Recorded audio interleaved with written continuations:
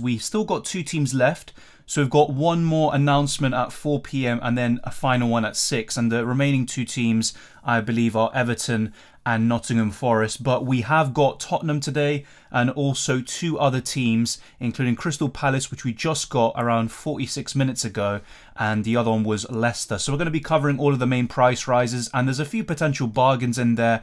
The main topic though is Heung-min Son compared to the likes of Harry Kane. Son remains a midfielder, but he is now 0.5 million more than Kane. And I said this yesterday, that's probably what I would have done myself. I think that's probably the right way to go about it. And the other big one, probably from Spurs, is Perisic. On screen, you can see Hugo Lloris. I really would have liked him at 5 million, and I think he probably would have been my keeper. At 5.5, though, the same price as Alisson and Edison. I'm just not too sure. Yes, he was the second highest scoring goalkeeper last season, but I think you'd rather just go for Alisson in that case, or Edison, in my opinion, just because I think they're going to keep more clean sheets. And if not, just go for someone a bit cheaper who's going to kind of get a similar amount of points due to saves and bonus. So let me know what you think of the Hugo Lloris one, but he's the first one that we're covering today, and he's still one of the better Spurs options, but I think you'd rather, at the same price, you can go for a defender who's going to be very popular from now on. So let's go through the questions in the chat and the comments. So welcome Chu once again. Harry Kane 11.5. Yep. Son 12 million and Perisic 5.5. Yeah, Vardy 9.5. Some good prices, I'd say. Is Neto a good pick? We talked about him the other day. If you want a more in-depth analysis on him, check that out. It was from day 1, I believe. But I think he's a decent one. I don't think we should go overboard and just get Neto and, you know, he's a must-have. I don't think that's the case, but he's someone to keep an eye on at 5.5. And if you're struggling to get someone around that price, he's probably one of the better ones, in my opinion, and he will do better this season. Only 1 goal, 1 assist, and 13 appearances in the last campaign. I expect him to do much better this time around. Yeah, Eriksen has signed for United. Yeah, that could be a good signing. Not someone I'd consider in FPL, but I think he's a good signing overall. Why is FPL putting in new promoted defenders at the same price as Arsenal, Wolves, Leicester defenders? Who knows, but it does give us plenty of options. I think the Bournemouth ones are the more interesting options available from the newly promoted sides when we're talking about the defenders. That's the way I go about it. Yeah, Mendy is only 5 million, but to be honest, Drizzle, he's not as eye-catching as he seems on paper. Yes, a Chelsea goalkeeper for 5 million who cost 6 million last season is amazing, but I'm still not like wowed by it so much because I still think Alisson and Edison will score more points. Yes, there's 0.5 million more. And even at the same price, you've got Nick Pope, who I think could be quite a good shout. You've got Ramsdale, who I think will do better, at least compared to the last 10 games or so for Arsenal. And then you've got a few others like Martinez. So I don't think Mendy's necessarily the best. You're mainly relying on clean sheets there, just like with Edison. But with Chelsea, who knows what we're going to get from them this season. Welcome, Karaki, once again. Thank you very much for tuning in. And as always, hi Dylan, do you think Martinelli is at 6 million is nailed? No. I've seen a lot of people go for Martinelli and I like the idea. I think he's a quality winger, but I don't think he's going to be nailed. He's going to rotate with Smith Rowe. Yes, if you look at what happened at the end of last season, Martinelli was the main guy on the left wing, but then you also have to factor in that Smith Rowe was actually struggling for fitness. So what if Smith Rowe is fully fit? Is he going to be maybe having more minutes in the Premier League? Who knows? The Europa League does kind of maybe help Martinelli because if he is the first choice, he plays in the Premier League, then you've got Smith Rowe playing in the Cups, including the Europa League. So I don't think he's nailed, but he should start, at least for the moment anyway, for the moment, from Game Week 1, he should start maybe more often than not, but I wouldn't say he's nailed. Or should we go for the more nailed Saka? I probably would, if you can afford it, but there is a huge gulf between the two. 2 million, so you could do a lot with that extra money. However, I think Saka is the better option there. Harry Kane being the same price as Haaland makes him a good option. Yeah, I think so. It's a really good way of switching between the two, and it's pretty much what we expected. Thoughts on Zaha? We're going to talk about him at the very end. He's the last kind of player we're talking about today because we still don't have the Everton and Nottingham Forest prices, but we are going to be covering Crystal Palace later on. FPL have added 2-factor authentication. Yes, I've heard about that. I've actually tried to set it up for my own account. but I haven't been able to for some reason. Yeah, hopefully it does stop people hacking, but it's still going to happen, and I would just recommend making a secure password, definitely. But FPL were lackluster in this department last season. They should have had 2FA for a long time. Do you think Vardy's a good starter this season?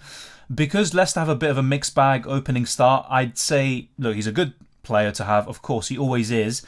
But I think there might be better options. You know, for 2 million more, I'd rather go for Haaland and Kane, personally. But Vardy is still right up there. He's in my top 5 forwards for the season, so long as he stays fit. Hey Dylan, how are you? Surprised you're streaming early. Yeah, I'm streaming a bit earlier today. We tend, pretty much all of these days, we've been doing around 7 p.m. UK time and covering every single price. But today we're pretty much covering 3 teams. And maybe, if the stream is long enough, we will see the new price, right, or price reveal, should we say, for either Everton or Forest. I'm not sure exactly which one it will be at 4 p.m. And as for the 6th one, you know, something to keep an eye on, but not something we're going to cover in this stream itself. And I'm good. What about you, Sudindra? Thank you for tuning in. Thoughts on Jesus joining Arsenal and Phillips joining City? I think Jesus is a good signing for Arsenal, but he's not going to take the Gunners to the next level. I think he suits Arteta and his play style. He's going to get goals and assists, but he's not going to bang in 20-plus Premier League goals and be that, you know, big difference maker, in my opinion. And Arsenal will probably have a front line that share the goals more so than someone like Spurs, who rely a lot on 2 players to get most of the goals. Not really necessarily a good thing or bad thing, in my opinion. Yeah, I agree. I think Martinelli is a rotation risk. Yeah, Saka's overpriced. I don't agree.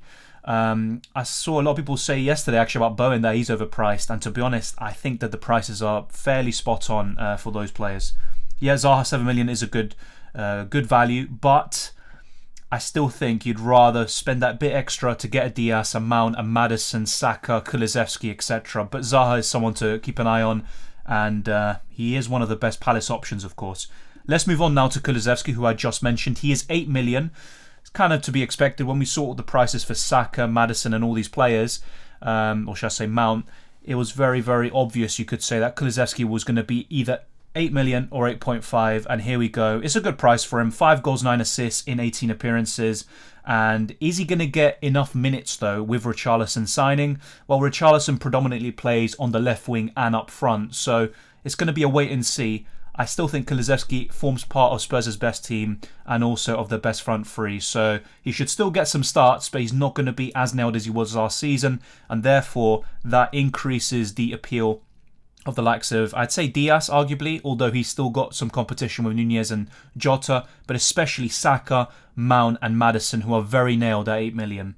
So Kaliszewski is an interesting one. I like him. Obviously, he was really good for me at the end of last season, but I think I'm a bit less keen on him than I was before the signing of Richarlison and also heading into this season, where I thought, you know, this guy could be really good as an FPL option.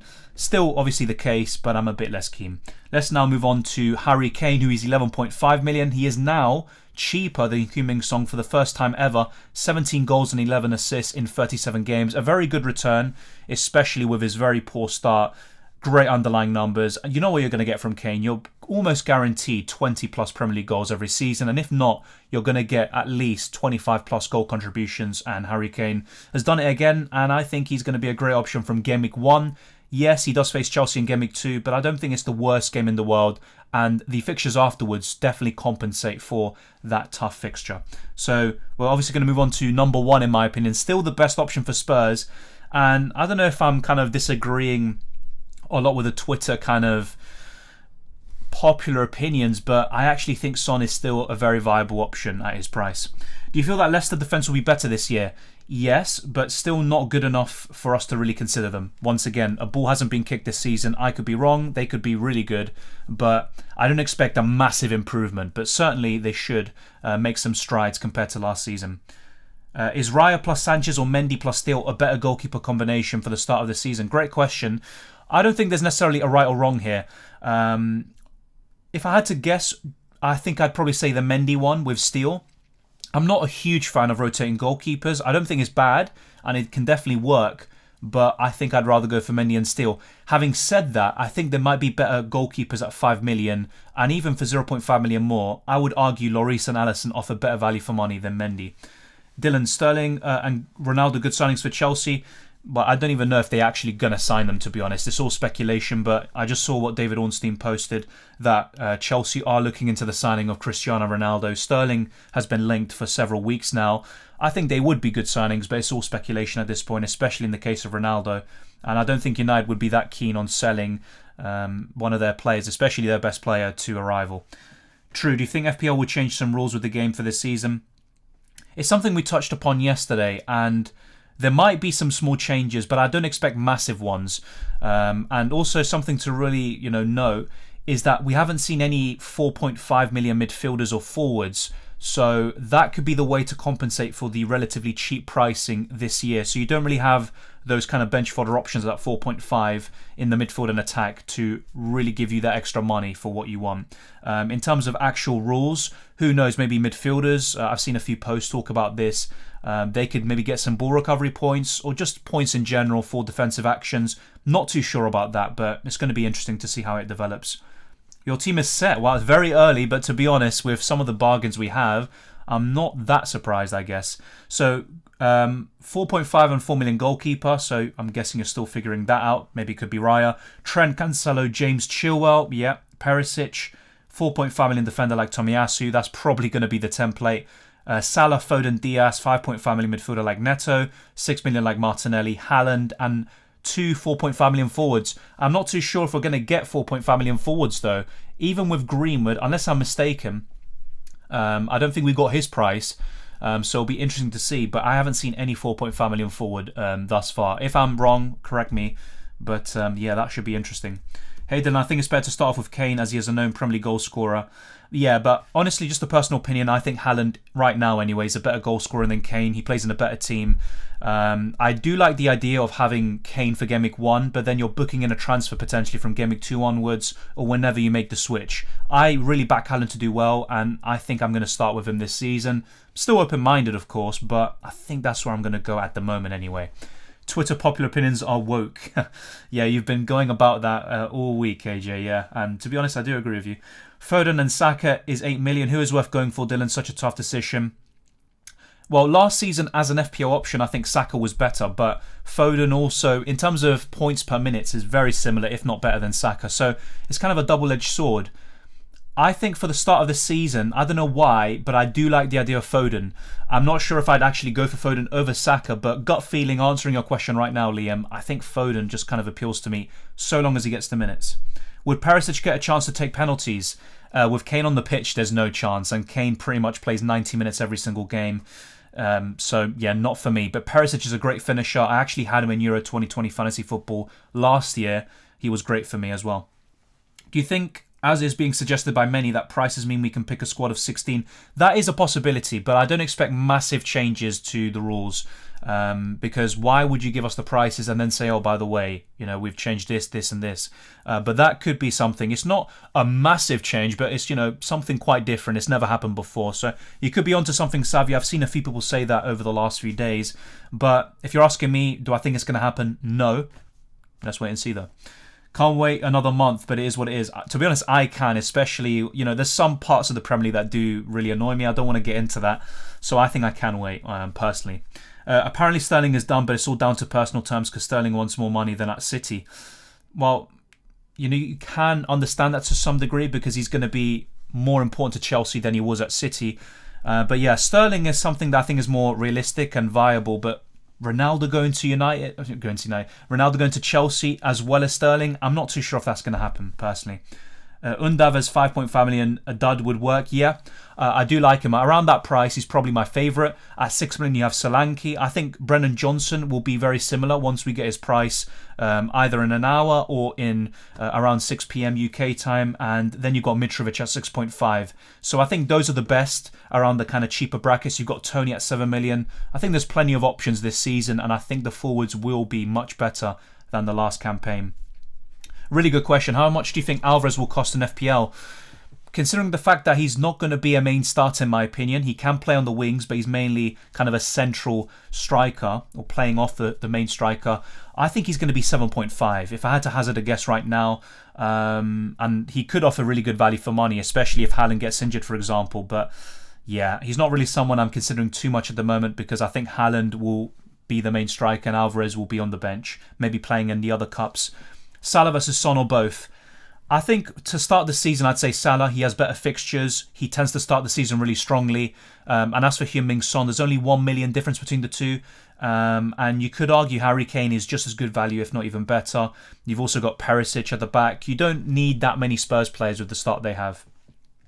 That's the trouble with FPL, with people watching streams, everybody going for Haaland, when I think Kane and Son will outscore Haaland this season. Well, that's the thing. You've got to go with your opinion. I personally think that Haaland will score more goals than Kane, should he stay fit.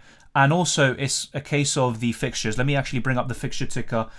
So bear with me for a second. So here we go. The fixture ticker. Just to remind you, from Gameweeks 1 to 10, Erling Haaland and Man City have the best fixtures. Let's try to kind of pick out the tough ones. So Tottenham is the one that mainly stands out, and United. But the rest, on paper, are quite easy fixtures. Even Newcastle, to be fair, could be quite tough for City, but they generally do beat them. West Ham to start the season isn't too easy, but look at Spurs. They're in the bottom 5 for fixtures from Gameweek 1 to 10. They face Chelsea away in Gameweek 2. They face Man City, of course. And yes, Spurs have gotten the better of Man City in recent years, but I think this will be the year where City finally get a victory. Hopefully they do. Then they've got Arsenal and Brighton, by the way, Spurs in Gameweeks 9 and 10. Even Leicester's not the easiest fixture. West Ham away. So there's some kind of tough games there to start the season for Antonio Conte's side. But ultimately, look, you have to back your gut. I just personally think Haaland has better fixtures, and I think he's going to just start like a house on fire, basically. That's the way I think. I'm not really thinking or looking too much at other drafts. To be honest, to be quite frank with you, I haven't seen any drafts on YouTube or anything. Just a few on Twitter that I've kind of popped by after I made my original one. And honestly, for me, Haaland is just one of the best options up front. And hopefully he does acclimatise quickly. And like I said, I think he will. So going back to this, I'm going to finish off with the main talk, I think, of today. Heung-min Son, he's 12 million. He's finally more expensive than Harry Kane, the Golden Boot winner last season, alongside Heung-min Son, alongside Mohamed Salah. Good underlying numbers, not as good as Harry Kane's, but I would argue Son is an even better finisher. It's very similar, of course. Kane is on penalties, though, but Son as a midfielder, 0.5 million more. I think he still offers just about a bit better value money than Harry Kane, but it's much closer than in previous years, where for me it's always been quite simple. Just go for Heung-min Son. He's like $1 million or $2 cheaper, and he just is so consistent. But now this season, I think there's a genuine 50-50 decision between the two, but I still lean towards Heung-min Son. But once again, I've seen a lot of people on Twitter kind of argue the opposite. The same goes for Bowen yesterday. They don't like the prices for Son, and it puts them off, the South Korean. And I can understand that, because it's really difficult to fit in the likes of Salah with Heung-min Son, and then if you want Haaland, and then you want maybe 1 or 2 premium defenders, it gets really tricky basically with each step you take. So look, I can understand that, but I still think in terms of in isolation, Heung-min Son for me offers really good value for money still, despite the huge price increase. Thank you, Karaki, for tuning in. I appreciate it. Let me try go through the questions and comments that I wasn't able to check before. So yeah, Cyril says 60 million for Richarlison and only 7.5. Where does he fit in Spurs' starting lineup? I don't think Richarlison's price has been confirmed. We're going to get onto that very soon, actually, with Spurs. But yeah, that wasn't actually confirmed just yet, I believe. Surely Son, Kane, Kulu. Yeah, as I said earlier, I think that will still be the main front three, but I'm a bit more worried about Kaliszewski in terms of minutes. There's no chance that Son and Kane are going to miss a significant portion of the season, because they are by far Spurs' best players, and without them, they struggle to finish in the top 5, top 6, in my opinion. So look, for me, Son and Kane are always going to be nailed. Kaliszewski, though, will start most games, but I have a feeling his minutes will be reduced compared to what we saw since he signed in January. If there are no 4.5 million forwards, then have to downgrade somewhere and find 1 million. Yeah, it's not too bad in your case, though, Bridgerton. You've got a great team. Of course, it's not ideal. You would want someone like Greenwood, for example, from Leeds being 4.5. Next season, many options in midfield. So Maximan's also classified. He is, and look, honestly, I'm not a huge fan of him. I actually preferred him as a forward than a midfielder, which might, I don't think everyone will agree with that, but that's just kind of a personal take there. I still prefer from Newcastle Bruno Guimaraes. You've got Callum Wilson up front, Kieran Trippier, Fabian Schär, and potentially Nick Pope. I think those are the standouts from Newcastle, as I discussed yesterday. Are Aston Villa players worth considering? I'm pretty sure we covered them in day 2. I'm kind of getting the days mixed up, so if I'm wrong, correct me there. But we did talk about that, and Coutinho was probably the standout for me offensively. You've got Watkins, who's not bad, but Coutinho's probably my favourite. However, my favourite options overall from Villa are Martinez in goal at 5 million and also Luca Dean and Matty Cash. I think those are arguably the top 3 options from Aston Villa. Then you've probably got Coutinho in there as well. It's nice to have some 7 million midfielders like Coutinho and Zaha, but I still really like the 8 million midfielders and above. So it's going to be quite tricky there. What else do we have? Welcome Kemikaze. Nice name, by the way. Yeah, I can see what you mean, and a lot of people actually don't like Son's price, but I just think that he's worth it. He's justified it with his points haul last season. Just bear in mind, by the way, he only scored like 7 points or 8 points fewer than Salah, who is now 13 million. So it's all relative, basically. Foden, Mahrez and Haaland front 3 then. Great question. The thing is, though, Mahrez, I always say this, is the kind of main guy for the Champions League. But in the Premier League, I wouldn't be so sure if he's going to be the main starter on the right. It's an interesting one for sure, but I'm kind of 50-50 on that one. Foden and Haaland, I think, yes, will play most games, especially in the case of Haaland. And then, yeah, Nunez, Diaz and Salah, that's what I think. And Jota will... It's kind of similar to Richarlison at Spurs, but Jota will get more minutes, I think, than Richarlison, potentially. Hello all, hope everyone is well. Excited to get back to it. Good to see you here once again, Harry. And yeah, it's we're getting closer to Game Week 1. Which duo do you prefer, Tony and Martinelli or Undav and Saka? Probably Tony and Martinelli if I had to pick one, but that's assuming that Martinelli gets more minutes than I'm quite fearful of, to be honest. I think Martinelli might get quite a lot of rotation, but let's wait and see. You can't really go off a fixture checker when Jarrod Bowen done against Man City. True, but it's also a case of Man City being a better team than Spurs, and you can use the fixture ticker. I'm more of a form than fixtures person. I like both, but I prefer form. But for me, Haaland is a better goal scorer than Kane, and if you've got these opinions and he's playing in a better team, you're probably going to lean more towards Haaland. So it's all relative. I don't understand your perspective, because I would actually be happy from your point of view, because if most streamers or content creators or whatever, people in general are going for Haaland and you're going for Kane, who you think is better, if he's lower owned, that's probably just the way to go. I'd be quite happy if most people went the opposite direction, if you know what I mean. Will 5 premium defenders work? I think it can work, but yes, I agree, Ori. I think it might be a tad too far, and 3 or 4 is probably the way to go in terms of premium defenders, or those at 5.5 million and over. I feel having Perisic, Kaliszewski and Son would be a good trio. I agree. However, I think, as much as I like Kaliszewski as an FPL option, I think the others at 8 million are better, just because I think he's going to get fewer minutes this season and he's going to be less nailed than those like Madison, Mount, Saka, etc. We're going to now talk about Perisic, by the way. So here we go. Perisic, 5.5 million defender. He is the other kind of main player I want to talk about from Spurs, and he's actually in my fpl.team draft. He is by far, for me, the best Spurs defensive coverage. If Lloris was 5 million, I would have contemplated that. Just one thing, though, one kind of con or one against argument for Ivan Perisic is that Sessegnon can still get some minutes. I think he's mainly going to get that in the cups like the FA Cup and the Carabao, but just watch this space. And Perisic, obviously, look, he's getting on a bit, you could say. Played very well last season, by the way, but it's not going to be a case that he's going to be fully fit and he's going to play every single game 2 or 3 times a week, especially with the Champions League. So just watch that space. But I still think he's going to play the vast majority of games when he's fit, and he's got good attacking threat. He's a solid player, and I think he's going to be a great addition to Spurs. So 5.5 million, 0.5 less than the Chelsea fullbacks.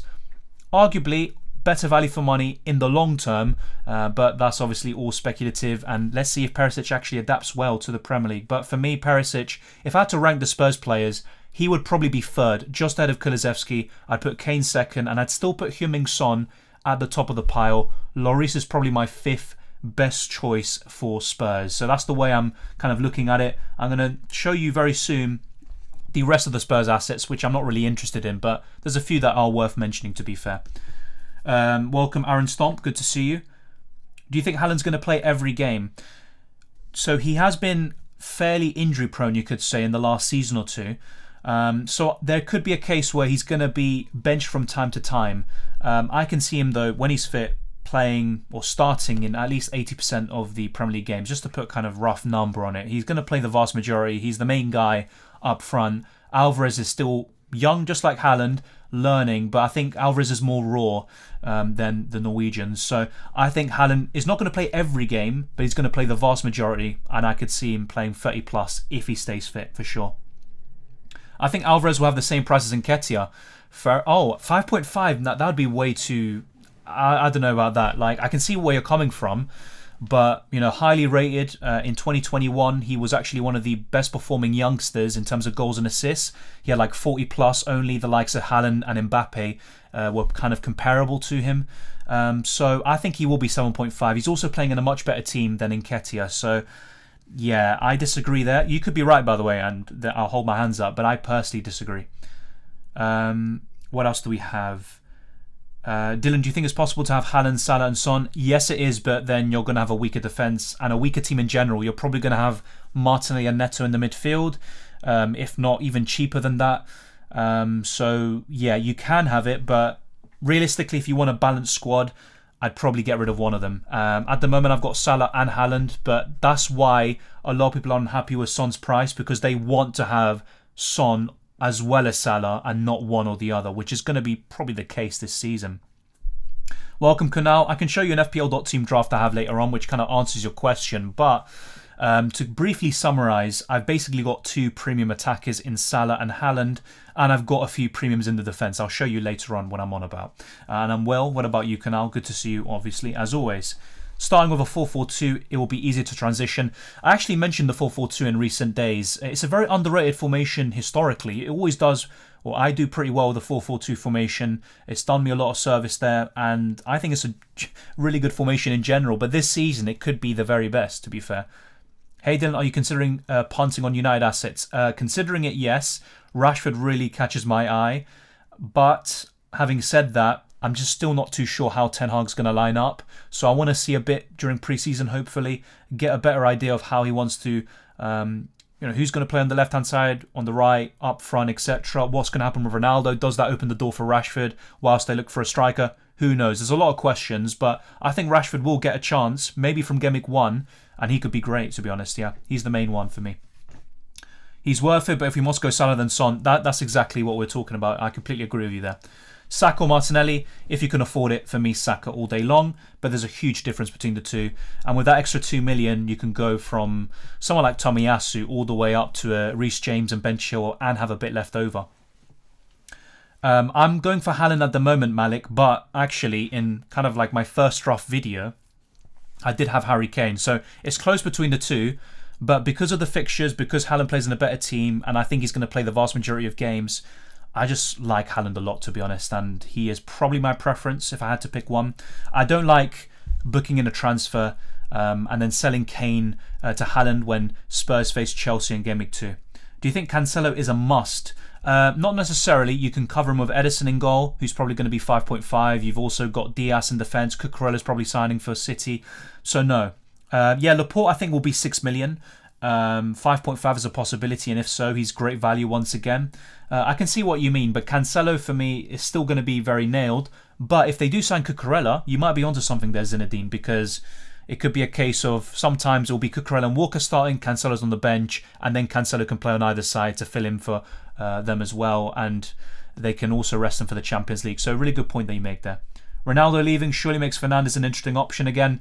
I agree. Yes. I've said this the other day when we were talking about United. For me, Fernandes is a better FPL option without Ronaldo. Even for Portugal, does much better when Ronaldo isn't in the team. And I think he's a bit stifled. When he's the main man, everything's going through him. And he's on penalties. Bruno is one of the best FPL options around. And at 10 million, he could be great value for money. Think I'll cover City defensive Edison to start off. I think that's a good idea. Lots of better attacking defenders in other teams. Fair enough, but Cancelo did get 11 assists last season. Don't forget that. Yes, a lot of them were fantasy assists, but that's what you want, and that's how you get the points. I'm not sure about Perisic. Fair enough, he may be rotated. Yeah, he's someone we talked about just now. Obviously, he's on screen. And yes, that's the kind of one caveat to him. I think the rotation might be a bit more of a problem than most people first anticipate. So one to watch out for. In the grand scheme of things, I still prefer the Chelsea wing-backs, Robertson, Trent and Cancelo.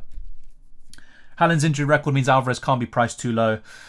The thing is, though, with Haaland, yes, his injury record isn't, too promising, but a lot of them are minor injuries. However, in the last campaign, as we discussed in previous videos, if you want to check that out, yes, they were obviously kind of longer ones. He was out for more weeks. He missed more matches as a result, and that is a bit concerning. But I think he could put this behind him at City, the injuries. Hopefully he does. But yes, I see what you mean. I think 5.5 would be way too low for Alvarez. It wouldn't make sense. So let me show you the rest of the Spurs players, which, to be honest, I'm not a huge fan of. Obviously, we covered Lloris already. Sessegnon at 4.5 million might get some starts, which will be at the detriment of Ivan Perisic. Eric Dyer at 5 million. If he was 4.5, I think he's definitely one to consider. But 5 million, I think there's better value elsewhere in the defence. Doherty for 5 million could be one to look out for. But if Spurs sign Jed Spence and they're heavily linked to him, then Doherty once again, he kind of falls down the pecking order, but he was really good at one point last season. Romero, one of the best young centre-backs in the world, but 5 million for him, just not for me. Bentancur at 5.5 million, could get the odd assist here and there, but just not someone I'd consider. Højbjerg as well. If there are points, though, for defensive actions, which I doubt, but you never know, then the likes of Højbjerg and Bentancur could be pretty good. But as for now, not really considering it. And Kaliszewski, still a good option, probably the fourth best from Spurs, but he's fallen down the pecking order, and I think his minutes will be slightly reduced with the arrival of Richarlison. They might even change formation to accommodate Richarlison there when he comes off the bench or wherever. Maybe he starts some games. Let's wait and see. And personally, if you're asking me what I think Richarlison's price will be, probably 8 million. I think he will get a price increase because he's going to a better team and he had a decent season, all things considered. However, I think he should be 7.5 because he's not as good as Kaliszewski, and he'll probably get fewer minutes, and also he's a forward, so he gets fewer points naturally for scoring goals, and he doesn't get the clean sheet points. So that's kind of a personal take there with the Spurs assets. Let's see what else we have. So we've got a few more questions. We'll kind of try to go through all of these, and then we'll move on to the next club, which is Leicester, and then at the very end, Crystal Palace, which will be interesting. So, going for a 5 million goalkeeper makes more sense than going for any 4.5 million. Potentially, to be honest, yes. It's only a 0.5 million difference. You can go for Ramsdale or Mendy to cover a top 6 club.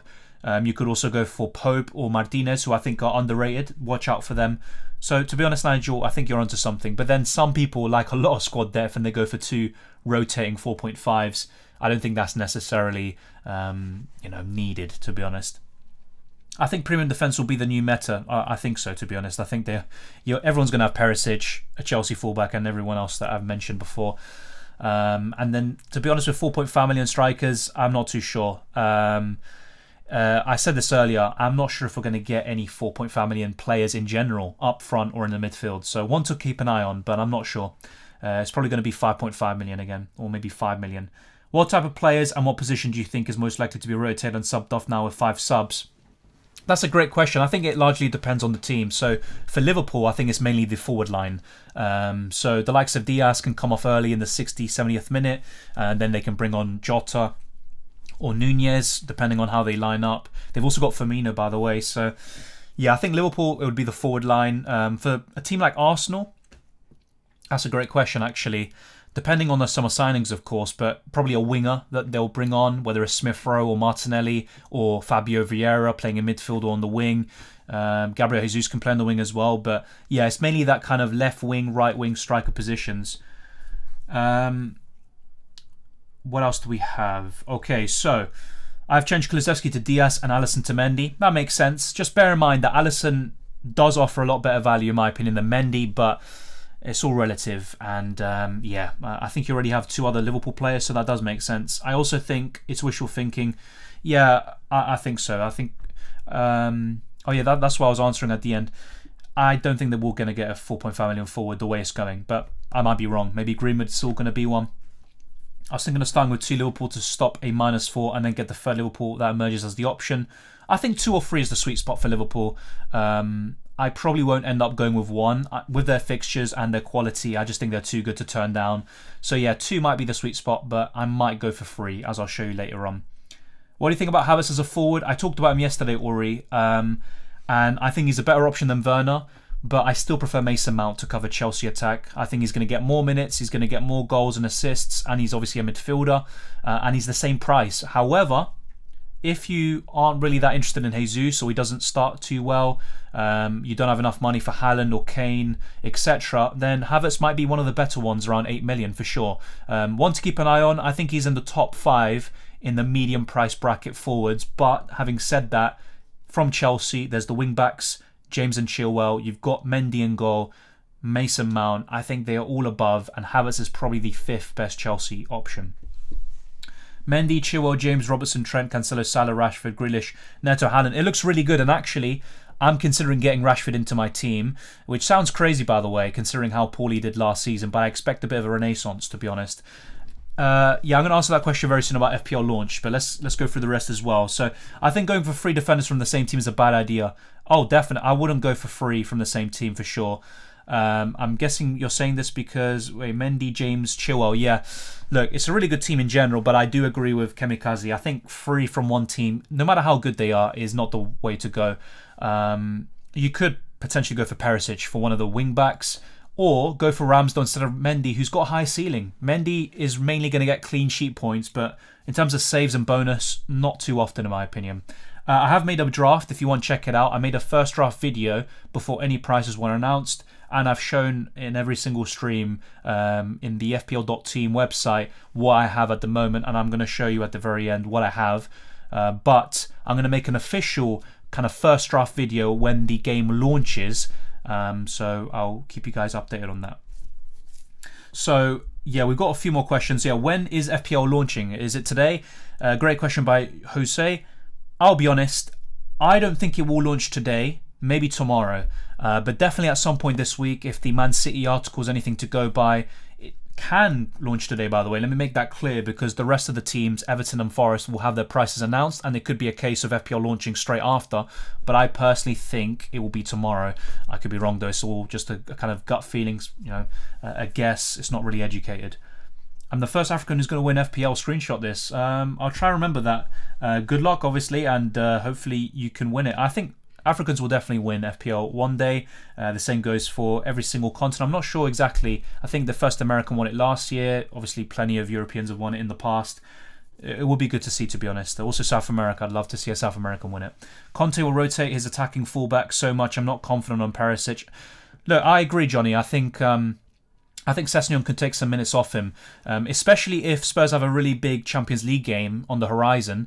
Perisic could be benched, even especially if you're looking at a really easier game on paper. They can afford to bench him for Sessegnon, and he did a good job at the end of last season. So I think you're onto something there, Johnny, and I might not end up going for Perisic in the end. How would 5 subs affect FPL? It would affect assets like Diaz, who probably won't get as many 90 minutes as you would hope for.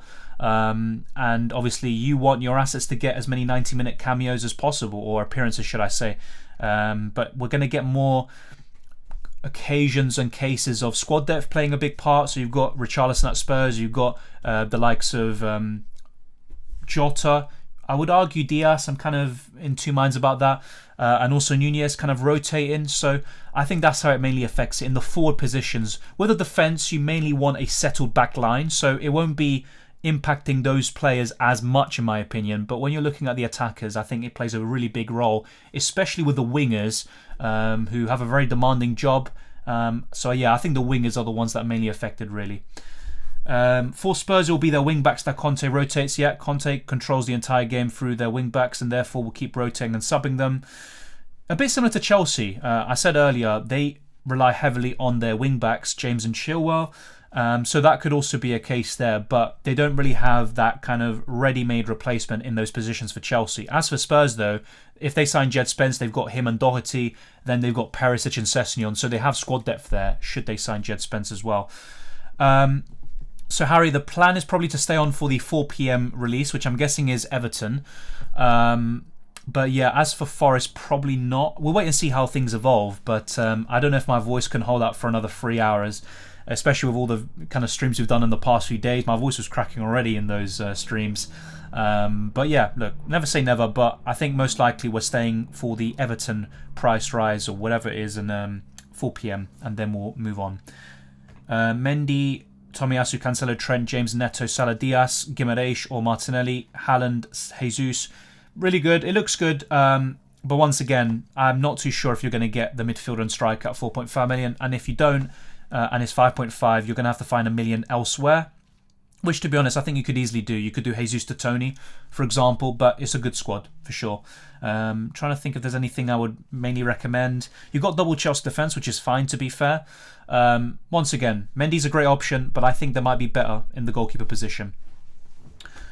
Look, there could be. I'm not going to say there's no chance, but the way it's going, I'd be a bit apprehensive. I'm not too sure if that will be the case. Thank you to everyone for tuning in so far. We're going to move on very shortly to Leicester, but before we do, if you haven't already, smash the like button and subscribe for new. I really appreciate all of you tuning in today, and let's get this video to 100 likes and let's get a step closer to 15,000 subscribers. And you can consider joining us on Patreon and also as a YouTube channel member, and also following us on Twitter and Instagram, DylanRCM. But let us move on now from Tottenham Hotspur. I've made my feelings clear on them. Perisic is definitely one of the more enticing options, but I'd be a bit concerned about his rotation, as a few Spurs fans in the chat have pointed out. Let's now move on to Leicester. In my opinion, the fifth best option, arguably, is Harvey Barnes. Yes, another one we got at 7 million alongside, I think it's Coutinho and Zaha. I'm not a big fan of him though. 6 goals and 12 assists is a nice return, but Madison is still worth it in my opinion for $1 million more. The main problem with Madison really is the fitness. If he stays fit, for me it's a no contest. But it's actually a decision, to be fair. Last season I think they were pretty much identical in price, and Madison for me was by far the better option when he was fit. This season you've actually got a price difference between the two, so a bit more of a decision to make. And Barnes isn't bad by any stretch of the imagination, but I think I prefer the other two main Leicester attackers in this case. And a few people asked early in the stream, do you think Leicester will improve defensively? Yes, I do, but not enough to really go for their options. Having said that, we've got Ricardo Pereira at 4.5 million. If you remember, he was 5.5 million 2 seasons ago. 1 goal and 3 assists in 14 games is a nice return for a defender, and keep an eye out for him. But there's one other Leicester fullback that I think we all know who it is at this point. He was a legend 2 years ago. I think he might be slightly better, but let's wait and see. Brendan Rodgers is very, very... how do I say this? I was going to say annoying, but he rotates his team a lot, especially last season and with the wing backs. It is a bit frustrating, but I think the likes of Pereira and Justin are definitely worth considering. Let's just go on to James Justin now. He didn't get any attacking returns last season, but 2 seasons ago, really great performances, huge FPL returns, and it was a shame that he got that huge injury. But still, I would back Justin to have a much better season so long as he stays fit. And let me know, do you prefer Pereira or Justin? Quite a difficult one, actually. I think it's 50-50. Pereira is historically the better player, but Justin, you know, what he did in 2020-21 was very, very good for someone who started at 4.5 million. I had him in my team and he did very well for me as well. So let me know what you think of that. We're going to move on to the top 2 now very soon, though. And I'm not a huge fan of Leicester defensively. In terms of clean sheets, yes, I think they'll keep more, but I'm still a bit apprehensive. FPL will launch tomorrow. Is that confirmed, by the way? It probably is at this point, but I'm going to check Twitter just in case we've got anything. We've got over 100 in the chat. I appreciate it. Let's get this stream to 100 likes. Let me see if FPL have actually put any announcements. No, they haven't. But I think it will probably launch tomorrow. That's kind of my guess. I haven't seen anything on Twitter, to be honest, so should be interesting. Hear me out, 4-4-2 formation is the way to go. I don't disagree. I've said this all along. 4-5-1, 5-4-1, 4-4-2 are my favourite formations based on what we've seen so far. So I really like that, actually.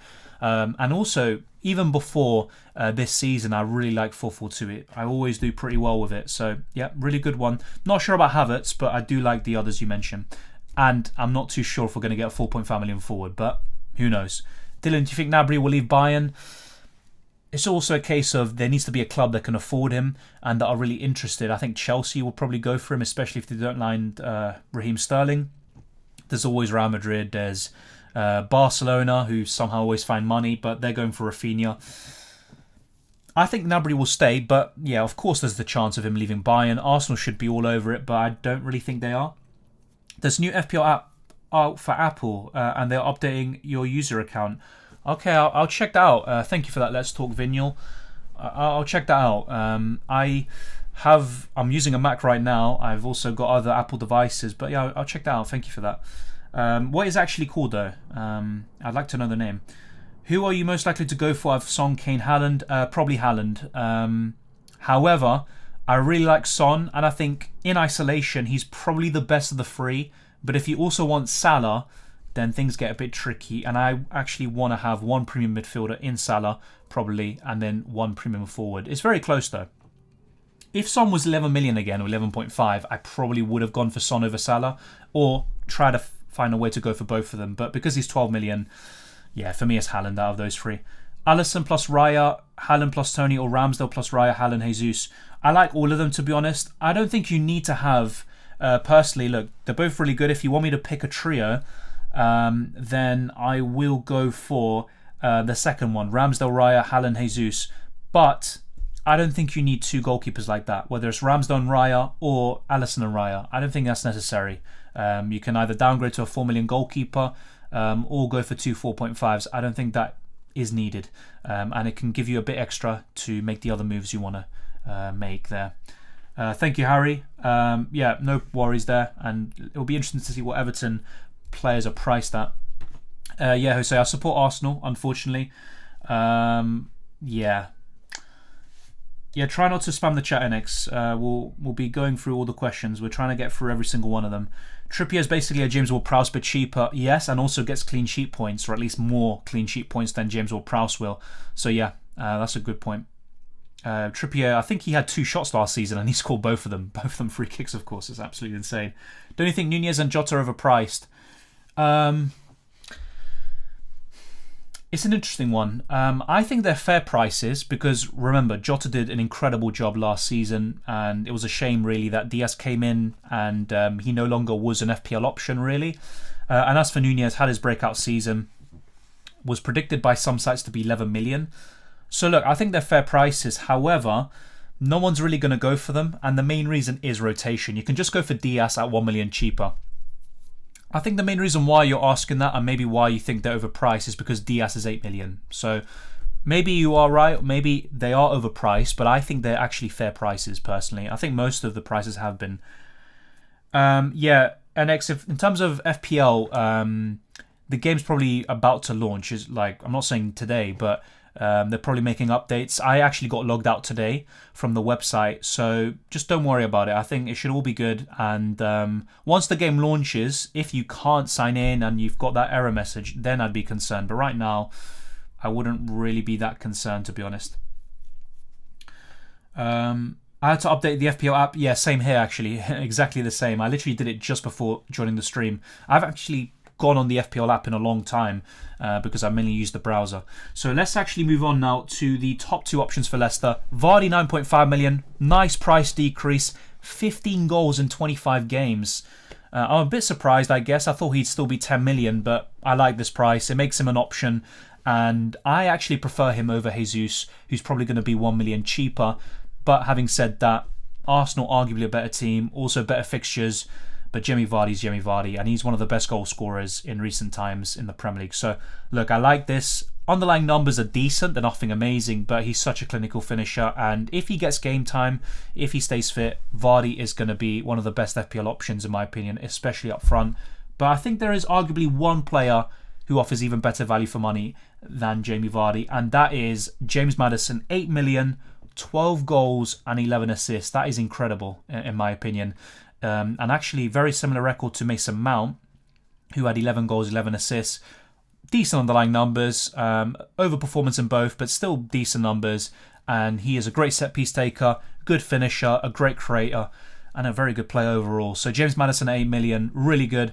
However, he actually has made way in my fpl.team team, because the main reason why I had him was because he was 7.5 million according to the prediction. And if he was 0.5 million less than Diaz, all these names that we kind of been talking about every single day, then I would actually go for James Madison from the beginning. But because he's the same and he's got some tough fixtures, I think I wouldn't start the season with James Madison, but he's still someone to keep an eye on, and I really like him as an FPL option. He's very, very consistent once he just keeps his fitness going up, and him and Vardy are a lethal duo. So really like James Madison, but maybe not the player to start this season with. So let's go for a few more questions and comments, and then we will be going on to the rest of the Leicester team before moving on to Crystal Palace, and we should get the Everton prices in 25 minutes as well. But before we do that, we're going to take a quick break, and we'll be right back with the questions answered and also the Leicester players, the rest of them that might not be as interesting.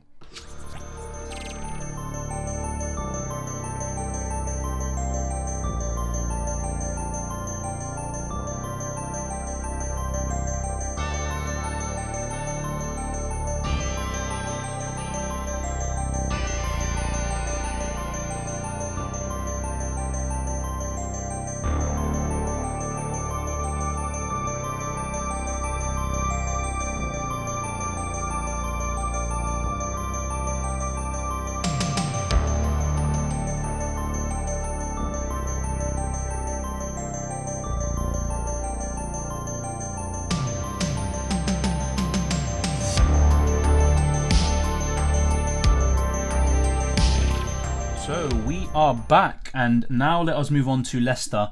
These are the rest of the players. Kasper Schmeichel at 5 million, not bad, but ultimately you've got Ramsdale, Mendy, Nick Pope and Martinez. I think they are better in the 5 million price bracket, even arguably Jose Sarr. We've got Fofana in there at 4.5, but the main defenders I'd really highlight are James Justin and Ricardo Pereira. However, who is actually going to be nailed in that Leicester defence? I honestly don't know. You've got Johnny Evans, you've got Soyuncu, you've got Fofana, you've got James Justin, Castagna, Thomas, Ricardo Pereira, Amati. There's a lot of defenders. They've got good squad depth, but as FPL options, none of them are wow, like really appealing, must-haves. But I would definitely consider Justin and Pereira if they are nailed. Dewsbury Hall at 5 million. So there we go. We've got a midfielder at 5 million. We've got a few of those like Declan Rice. I think that could actually be the cheapest price this season. So let's wait and see. Yuri Tielemans linked with a move away to clubs like Arsenal. He could be someone to look at. He's always kind of getting 10 attacking goal contributions, really. But is he going to be at Leicester next season? Who knows? You've got Daka and Iheanacho. But if Vardy is fit, they're not really going to get enough minutes. And with Leicester out of European football altogether, then actually Vardy should be arguably more nailed, you could say. And Daka and Iheanacho won't get as many opportunities. Let's wait and see. But ultimately, for me, for Leicester, don't overcomplicate it. You've got the same old three attackers. Harvey Barnes, who's decent. Madison and Vardy are even better. You've got Schmeichel in goal, but ultimately not really the best. And you've got Justin and Pereira to consider if you want a cheap defender. So that is the breakdown for Leicester prices. I still like Madison at his price, but I'm not going to start the season with him, I believe, unless something changes. And that is how we are going with Leicester. That is pretty much it. Let me know your thoughts on the prices so far this season. And thank you for sorting out the Galactic Hobbit. Much appreciated. We're getting that kind of every day at the moment. So let's see the rest of the questions that we have. James Tonkins at 4 million for Palace. Is he an option for the bench? Not sure if he plays consistently. I wouldn't really be... I don't think so. He might get some game time, but enough starts? Yeah, not really. Like Magic69 says, I completely agree. Welcome, Amir Haja. Good to see you here. Who is a nailed midfielder we can go for? What price bracket are you looking for, though? That's the thing. Nailed midfielders, I'd say Bukayo Saka, although he might get fewer starts than last season, get more breaks, which he desperately needed. Mason Mount, this is the thing, nailed as in starting every game or pretty much every game. Heung-min Son and Salah, no brainers. A few others to kind of mention. I'm trying to think of someone, because even the likes of Diaz, who I think will feature in every game, I don't know if he's going to start in every game. That's a different story entirely. I think Pedro Neto, so long as he's fit, he's the best Wolves attacker. He's another one, and that's why a lot of people are really interested in going for him. I think there's a few names that are escaping me. Zaha, of course, would definitely be up there. There's always going to be those talismanic figures in each club. If Brennan Johnson is a midfielder, which I doubt, then he would definitely be up there. But yeah, those are some good names there, but I think I'm missing quite a lot, actually. What's your goal for this season? Probably to improve on the last one, where I finished as you can see on the left, 15.4k. Not bad. It's my best ever rank. Top 10k would be great. So maybe top 10k. But if I don't get it, it's not the end of the world. And look, I would still be quite happy unless I do really poorly. Nunez or Vardy? I'd actually prefer Vardy out of the two. Vardy will be phased out this season for Daka. Avoid. Fair enough. I think you might be onto something there. But Vardy can still deliver on the highest level. 15 goals in 25 games last season. So I think you might be right there. Like, he will be phased out slightly, but I still think he's going to be a big part of their plans. And when he's fit, he's going to play in most cases. Zaha, Madison, pretty easy for me. Probably Madison, to be honest. I just go for him, despite the 1 million difference. First time viewer, Haaland or Kane, who should I pick? Pick who you want, to be honest. I'll give you my opinion. I'm going for Haaland, but as others said earlier, Harry Kane is Premier League proven. He's obviously on penalties. His injury record obviously was much better last season. Didn't get any significant injuries. And Harry Kane, you could argue, is more important to Spurs than Haaland will be to City. So more will go through him. He's going to get more assists for sure.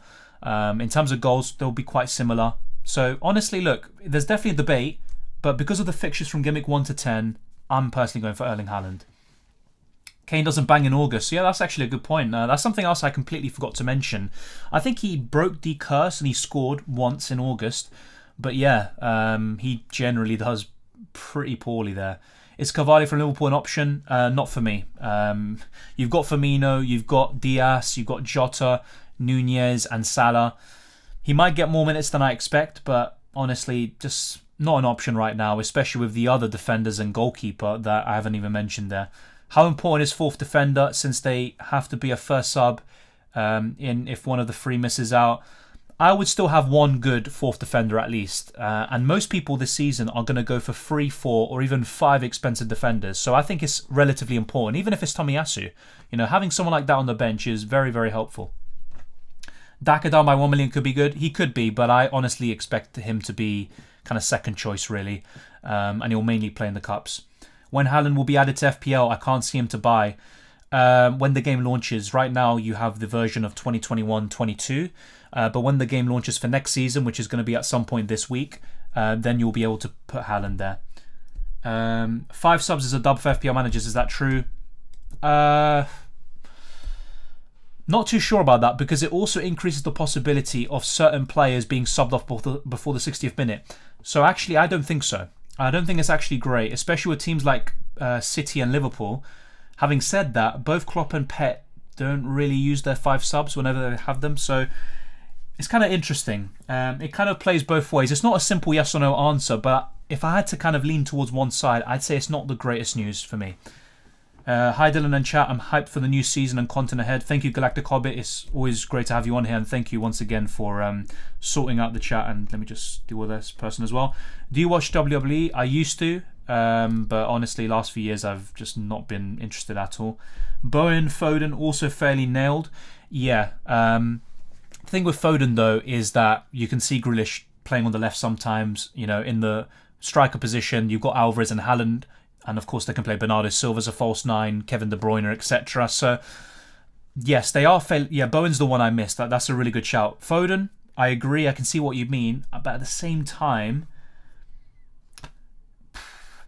this is what I mean. Like, I don't expect them to start every single game, or let's say 95-90% of the games. But yes, you still make a really good point. Fernandes, yeah, really good shout. Really good shout. They are signing Eriksen, but he's probably going to play in a deeper role.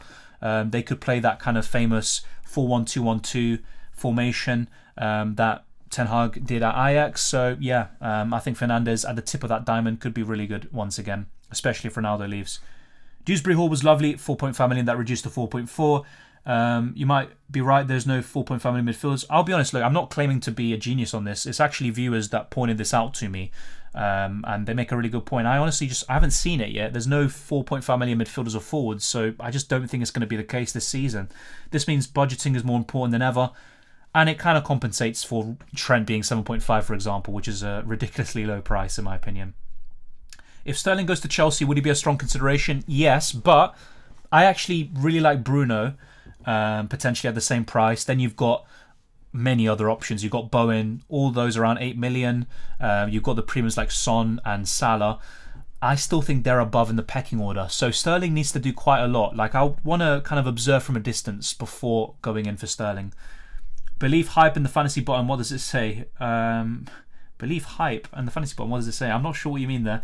Salah, Son, De Bruyne, Haaland, pick 2. Who will be the best pick? Ultimately depends on your team structure, but I'm going for Salah and Haaland. And I think to start the season, this is the key thing. To start the season, it doesn't mean they're going to be the best from game weeks 1 to 38. I think Salah and Haaland are my top 2 right now. Are there more prizes coming out soon? Yes, in 15 minutes we're going to get Everton, I believe. Jonah Pro. And then at 6 p.m. UK time, so that would be in 2 hours and 15 minutes, we are going to get the final price reveals, which are going to be Nottingham Forest. Ricardo, best 4.5 defender by far. I disagree. Like, no, don't get me wrong. It's a good shout. I think Pereira is actually a good option at 4.5. But I think Tomiyasu is arguably better. And you've got a few others. Johnny to start the season. But he is definitely up there. And James Justin's also worth considering. Do you think Bernardo Silva is good? As an FPL option, no. As a play in real life, one of the best in the Premier League. But yeah, FPL-wise, no. From City, I'd go for Edison. Cucurella, should he sign? Cancelo, who for me is the best defender. Diaz, Laporte. In midfield, you've got Foden, Kevin De Bruyne. Up front, you've got also Erling Haaland. I think all of them are above. Douglas Luiz is my cheap choice in midfield. The thing is, though, is he actually 4.5? I don't think his price was announced the other day. I think he's going to be 5 million. If he has been confirmed, I'll double check that, by the way. I actually can't remember some of these prices, if there were. There is a 4.5 million forward, Greenwood from Leeds. That's the thing, though. I'm going to double check this because once again, I don't want to kind of contradict facts. So I'm pretty sure I didn't see Greenwood's price. If you saw him at 4.5 million, that's according to fpl.team, but that's obviously speculation. He might not be that price. So let me check. I've got the images on my laptop, so I'm going to check. So I think Leeds were on day 2, were they? No, they weren't. Day 1, maybe. Gee, I'm losing count of the days at this point. No, day 3 then. Okay. No, they were day 3. No, they were day 1. Yeah, at the very end. Okay, so no, I don't have them. I'm going to check now on their website. So bear with me for a second. Let's see if we can get Leeds United. They were one of the first ones.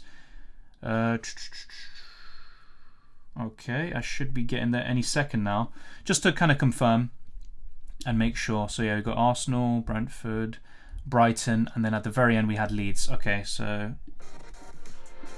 yeah, we haven't had any confirmation yet. So the cheapest forward from Leeds was Gelhardt that we saw, 5.5 million. So Greenwood isn't officially confirmed as a 4.5 million option. So just bear that in mind. That's just pretty much what I'm saying. So yeah, let me go back to this as well, by the way. Can we pick our FPL players tomorrow when the game launches? I don't know when that will be. I personally think the game will launch tomorrow, but I wouldn't count on it, basically. Would you consider Gordon at 5.5? At 5 million, maybe, just as a bench fodder option, but at 5.5, maybe not, because I'd rather spend the same on Pedro Neto or a bit more on Martinelli, to be honest. Is Jesus an option? Yes, he is, for sure. But I think there are better options to start the season, personally. Do you think Haaland will start first game? Yeah, I think so. I could be wrong, but I think so. Good afternoon, Flying Dutchman. Good to see you once again, mate. Do you think with the prices or defensive midfielders there could be points for... Yeah, there's a possibility. But, like I said earlier, if I had to say yes or no, I'd say no. I don't think it will be the case. But, of course, the possibility exists. There could be a few kind of rule changes which changes the whole complexion of the game. But I don't think there'll be anything kind of massive. And I personally don't think there will be in the end.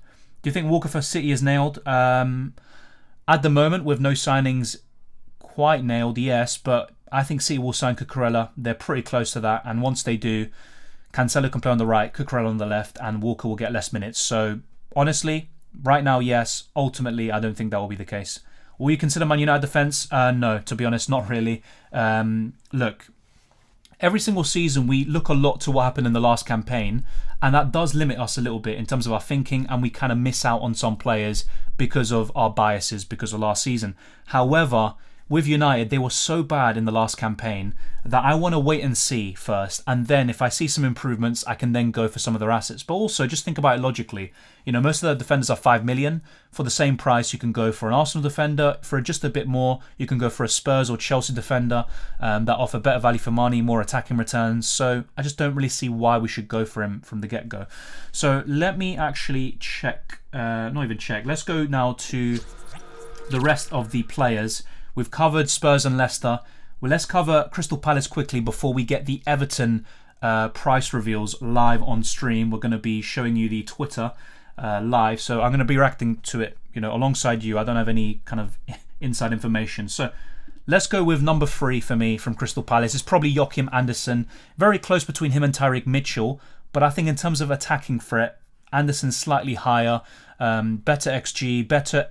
In terms of expected assists, no, but he's very close. I think Mitchell's is 2, and Anderson got more assists last season than Tyreek Mitchell. So one to look out for, and I think he could get a goal or 2 with his aerial ability. So Anderson, probably the 3rd best from Palace, but it's literally picking the best of a bad bunch in my opinion. You've got Gaeta at 4.5, but I just don't really see the need to go for him. Palace obviously very impressive last season, but I still would be a bit apprehensive about most of their assets. So let's move on now to number 2. Very similar, Mark Gay. Like I said, we don't have much to choose from here, but Gay scored 123 points last season, 2 goals and 1 assist, and he had the best underlying numbers in terms of the attacking threat from the Crystal Palace defenders. So just bear in mind that Mark Gay had a great season last time out, and a bit of a rough start. Arsenal, Liverpool and Man City in the opening 4, but those fixtures against Villa and Brentford aren't too bad, especially if Eriksen goes to United, which looks like it's going to be the case. And actually, as a result, looking to another team we covered already, Ivan Toney is less appealing now. So watch this space. There could be a lot of changes in our drafts and also in our thinking from this point onwards to when the game launches. So now let's cover the last player. I think you all know who this is going to be. Wilfred Zaha, 7 million. I actually prefer him over Harvey Barnes and a few others at 7 million. 14 goals. I think that might be a career high for Zaha. Was on penalties, good underlying numbers, and he was the main guy for Crystal Palace. But that opening, 5 games puts me off, and I prefer other midfielders for cheaper and also at the higher price brackets. So Zaha, the best for Crystal Palace, but ultimately just not enough really to guarantee or to even justify inclusion in my FPL team. So I don't think I'm going to go for their assets from Gameweek 1 unless I wanted to jinx them against Arsenal, and hopefully the Gunners get a win there. That's literally the only reason why I'd go for Zaha or a Crystal Palace player from the beginning. Thank you for holding this to review. I'm going to also get rid of that. Yeah, I'm not sure where these bots are coming from there. Like someone said the other day, there seems to be more bots than people nowadays. So let's see what else we have. I think they may tweak a few things which might make us pick our team slightly different. Yeah, that's a good point. There could be something that shakes everything up, but personally I don't see it happening. Not something massive anyway. There could be a few kind of significant but not overly drastic changes. Heidelin just made it. Shame about Son's price today makes him non-viable in some respects. I can see what you mean, but I think he justifies the price, and he's worth 12 million to be honest. Did you already set your account on the website? I haven't set it up yet. It doesn't let me. It sounds really crazy, but I went to the 4th or 5th section to set the preferences, and it actually doesn't allow me to go on the website. So that's something I'll do later on today. Best 5 million options hypothetically. That's a good question. I think Gordon will probably be 5.5. That is my prediction, just like Jacob Ramsey. So 5 million. There's not really much, to be honest. I think there's someone I'm kind of forgetting. Caicedo could be a shout from Brighton, but there's no one that really stands out for me. So Dylan, with your advice, my team would be Ramsdale, Raya, Trent, Johnny, James, Tomiyasu, Diaz, Odegaard, Neto, Coutinho, Salah, Guimaraes, Haaland, Tony, Undav. Your team is more than decent, mate, but just a few things, just a personal opinion. You don't need to, obviously, I could be wrong about it, but not a huge fan of Odegaard, to be honest, as an FPL option. Also, your midfield in general, it is good, but what you could do is downgrade one of your midfielders to a 4.5, maybe Odegaard, and then use that extra money to go from Coutinho or Guimaraes to Saka, Mason Mount, all these players, Madison, Foden, etc., Diaz. That's probably what I would change. And also you could consider, especially with Eriksen on the verge of leaving, you could consider Ivan Toney to another striker. That's just a possibility. I still like Toney though, so keep him. I would probably change the midfield there. Belouv hype, and I like your goalkeepers, although I don't see the need to have a 5 and a 4.5 million goalkeeper. You could just have a 5 and a 4 million. And also your defense is fine. I like it. It's a really good team. It's just that kind of midfield, I think. Yeah, Manish, like I said, there's no official release date so far, but I think it'll be tomorrow. If not, it's going to be at some point this week, basically. Which three would be your go-to forwards? Haaland/Kane. At the moment, it would be Haaland. Toney, but I'm a bit less, sure about him with Eriksen on the verge of leaving. And the other one would be kind of as a shout, Undav or Mitrovic. But yeah, look, ideally you'd want someone like Jesus or someone a bit more Premier League proven than the ones I mentioned. But yeah, I think that's kind of where my head's at. You don't need to. Everything's so cheap, says Steve. Fair enough. If you had to pick one, who? Haaland, Salah or Son? I think that's what you're referring to, Steve. If I had to pick one, to be honest, you can pick two. But if I had to pick one, Salah. Yeah, it's still probably Salah. I think my strategy in Gameweek 1 will be to go premium defenders because they are very cheap. Yeah, I can see what you mean there. I don't think you need to go 5 premium defenders though. 3 or 4 could be enough. And then you could have cheaper ones like Tomiyasu, to be honest. Thank you, Dalipur. Just liked and sub, mate. First time here and I'll be back. I'm normally just FPL Dan, FPL Andy and Ben Krellin, but you speak well and making lots of sense. Thank you, mate. It means a lot. And I look forward to your contributions in future streams as well. So thank you, mate. And it's great to have you on board. Thank you very much. Let's see what else we have. Yeah, Rice at 5 million, but he's one of the first ones I thought of, but I just don't like him as an FPL option. So not for me. It's a good shout, but I disagree personally.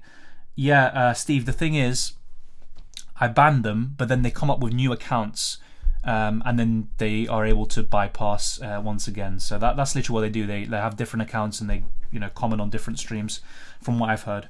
If you had to pick one, oh yeah, I already answered that, mate. Dylan, does it say server error 401 and then it kicks you out? I haven't tried the app yet, to be honest. I think you just can't log in. So right now, I don't think you can log in, basically, NX. So don't worry about it. Once the game is launched, you should be able to sign in. So I honestly, I wouldn't be too worried.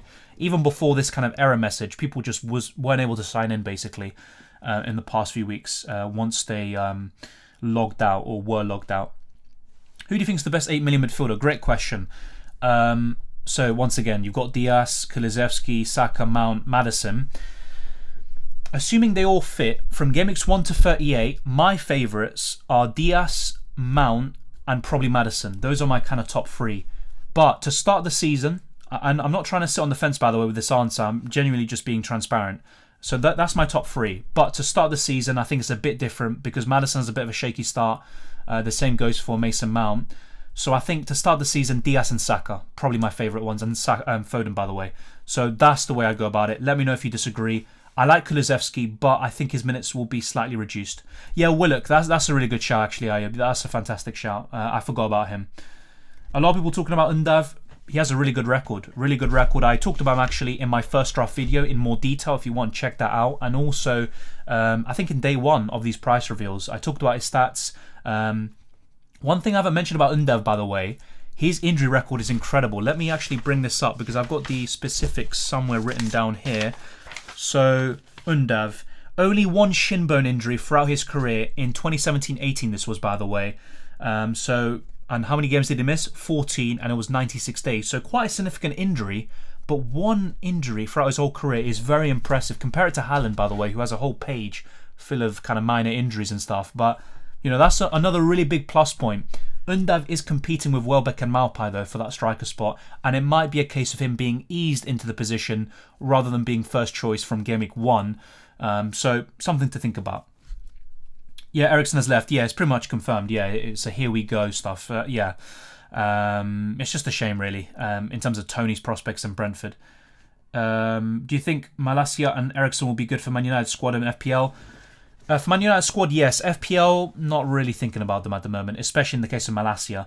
Thank you, by the way, Jonah Pro, for being a regular on this channel, or about to become a regular on this channel. I appreciate it, mate. And if you've got any kind of suggestions on how to improve, let me know. Thank you very much, mate. I could go Undar 5.5 and then reduce Martinelli to Willock 5 million. You could, but I do prefer Martinelli actually. Yeah, FPL launch tomorrow. I'm gonna have to double check this to be honest. And by the way, we're getting the prices now. We've covered all of Crystal Palace. Let's now move on to the FPL website because we have got the Everton prices, don't we? Well, we're about to. Any second now, we're going to get the prices. I'm just waiting for it. I'm refreshing their page. Don't worry, I don't actually do this every single day or every single minute of my life, just refreshing the FPL page. Just a one-time only thing. So let's see. We should be getting it within the next minute, so no rush. If not, Everton would have posted it.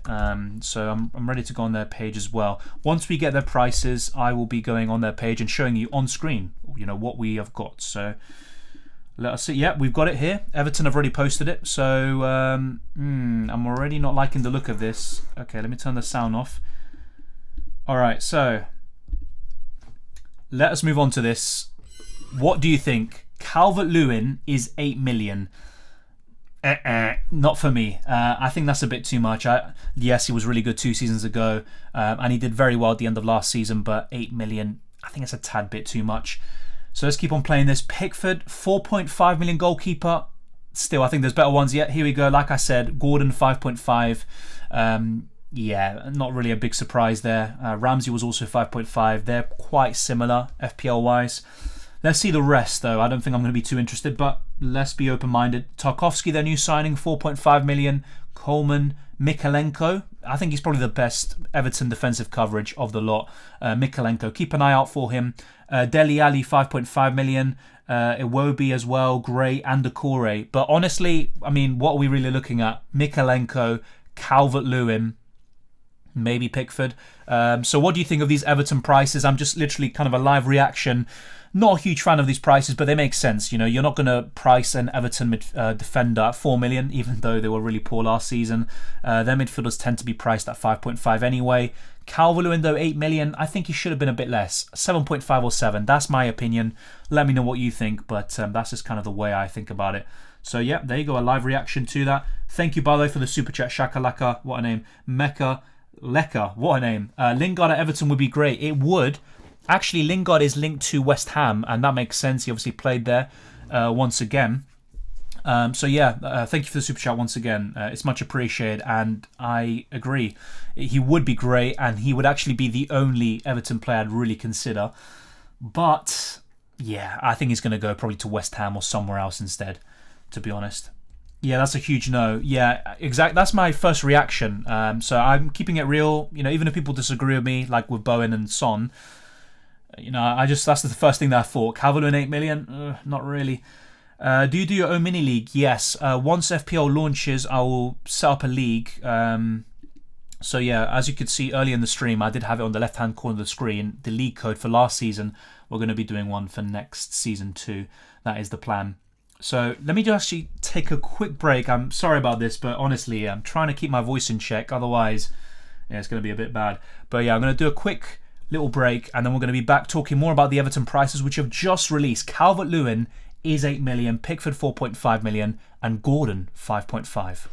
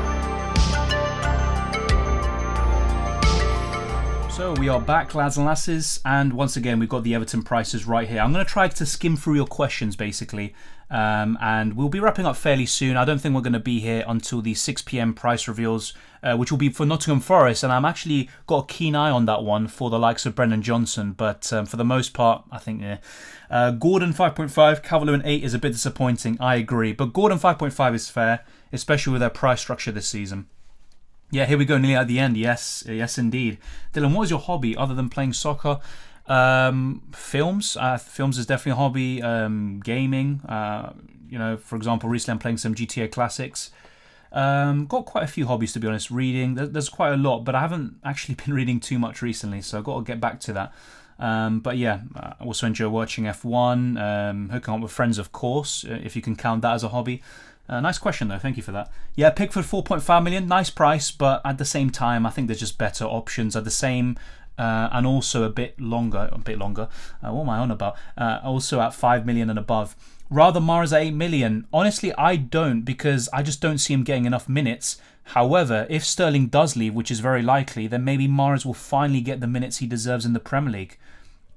Calvert-Lewin 8 million, they're having a laugh. Yeah, I don't think they thought that through. He should have been 7.5 at least. Yeah, I agree. This is the first one, by the way, because throughout all these streams, I think people were just bored saying, oh, yeah, you just say you like the prices. But this is the one, I think, Everton's, where probably the one I like the least. It's a bit tricky because Everton, historically, quite a big club. And also Calvert-Lewin has done well in the past. But, last season they were dreadful. And for him to be 8 million doesn't make sense. If he was 7... I think that would have been interesting, but why would you pay 1 million more for Calvert-Lewin than Ivan Toney, who will probably score a similar amount should they stay fit? Arguably, Ivan Toney scores more. Yeah, I agree, Prab, and I completely agree. 7 million. No reason to own expected bottom half teams. Fair point, but you can always find that kind of value player. Brennan Johnson could be it for Nottingham Forest. You've got Harry Wilson and Mitrovic from Fulham. And also the Bournemouth kind of defenders and goalkeeper could be decent. But I agree. In terms of those you expect from teams like Everton potentially in the bottom half, you really want to go for the best teams and best players. I agree there.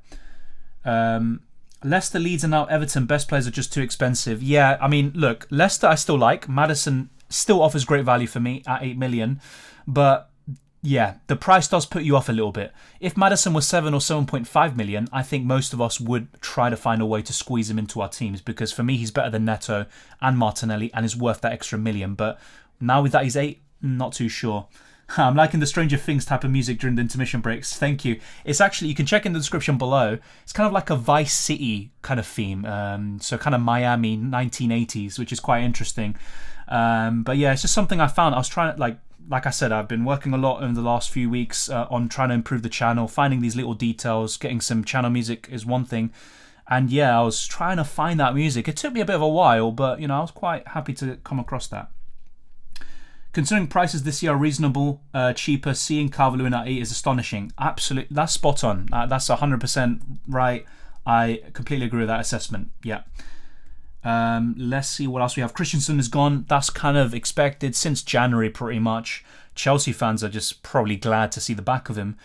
What else do we have? They've basically made DCL under 1% owned for the whole season. Yeah, I don't think I'm going to go to, unless he starts incredibly, and he showed what he did 2 seasons ago. I honestly don't think I'm going there. Let's be open-minded though. Never say never, but it's not looking good for him. Dennis is joining Everton, I think. Yeah, that's a nice one. Would be classed as a forward playing on the wing. My guess 6 million. I think he might be 6.5. Let me just sort this spot, by the way. Yeah, I think he'll be 6.5 million. But 6 million could be a shout. You might be right about that, Harry. And that's definitely one to consider. Yeah, I think so. Dennis had that great purple patch last season. I got him into my team. He got me a return in the first game, and then he was awful afterwards. Keith, really good summary. I'm going to get to your comment later on, but I completely agree. Pulisic, Callum Hudson-Odoi, Loftus-Cheek, Kovacic, Chalobah, Jorginho, Mason Mount, Ross Barkley, Ziyech, Sal. So many players. Who's going to be nailed? The thing is, though, some players are linked with a move away. So, for example, you've got... who is it? Hakim Ziyech. He's linked to AC Milan, I think it is. Then you've got a few others. Saul is going back to Atletico Madrid, I think. The loan is terminated, I'm pretty sure. He's not going to continue at Chelsea.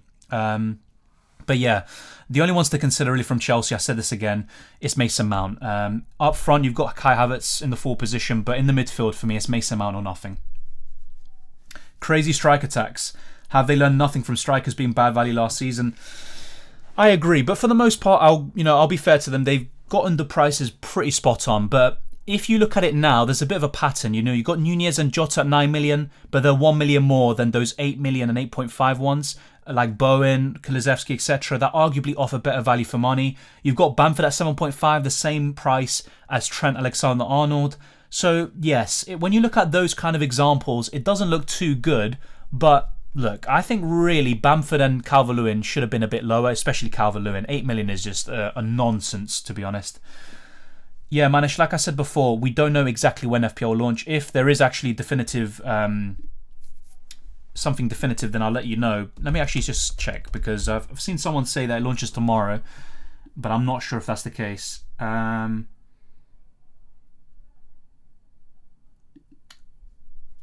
Let's see. Yeah, I'm not sure where people have gotten that from, but I think it'll be tomorrow. I said this before without even looking at Twitter. I'm looking at Twitter right now, and it looks like it's going to be tomorrow, but let's wait and see.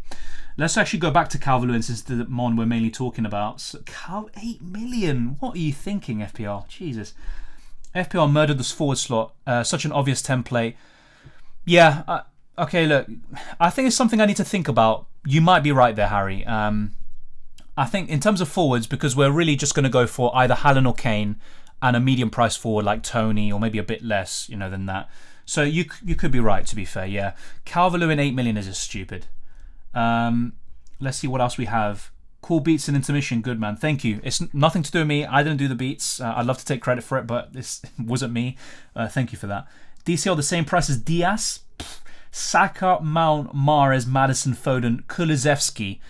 That is just ridiculous, isn't it? And he costs more than Trent and any defender in the game. That is ridiculous. I think they should have...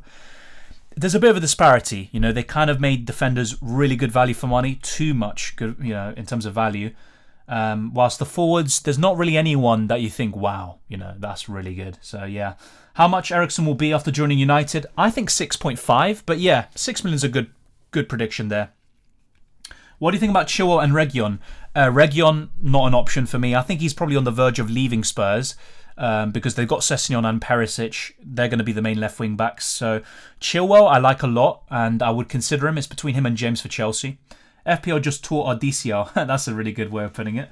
Would you consider Ronaldo and Haaland, Dylan, if Ronaldo goes to Chelsea? You could always consider Ronaldo, but for me, Haaland plays in a better team, and whether he goes to Chelsea or stays at United, I would rather go for Haaland, Lee. At the moment, obviously. Things can change, but that's the way I'd look at it. Is Dennis joining Everton? Not completely confirmed, but it looks like it's close, like Harry said earlier. And he could be probably the best Everton option. With these prices, I don't even think Calvert-Lewin is going to be someone I'm looking at. Mykolenko is probably the best value for money at Everton at the moment. Forwards overpriced, and someone seems to think the same of Tinder. Wow. Some really good analogies in the chat here. Danke. Thank you, Sam. Should I keep Tony then and have enough for Saka, or get Jesus and get a Newcastle midfielder? I'd probably keep Tony, to be honest. I don't...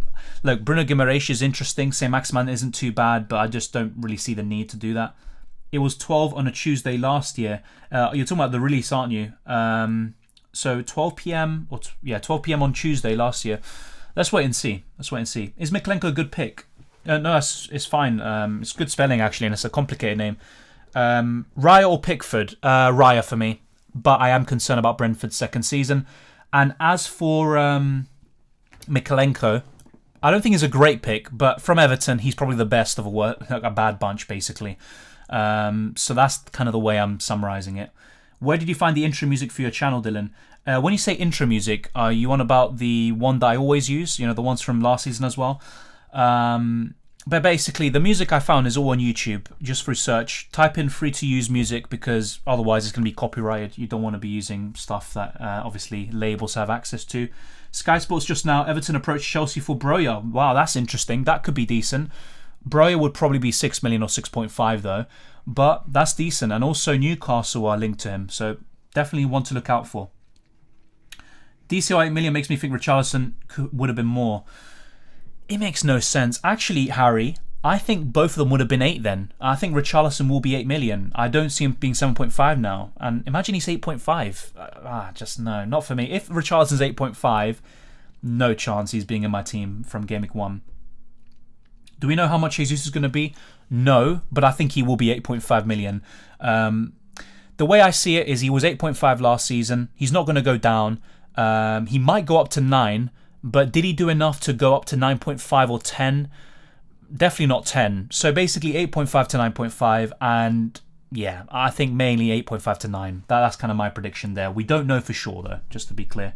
Thoughts on Dean Henderson? Could be one to look out for. Actually, like I said earlier, so let's get some stats up for the newly promoted sides. So I've got some stuff written down here.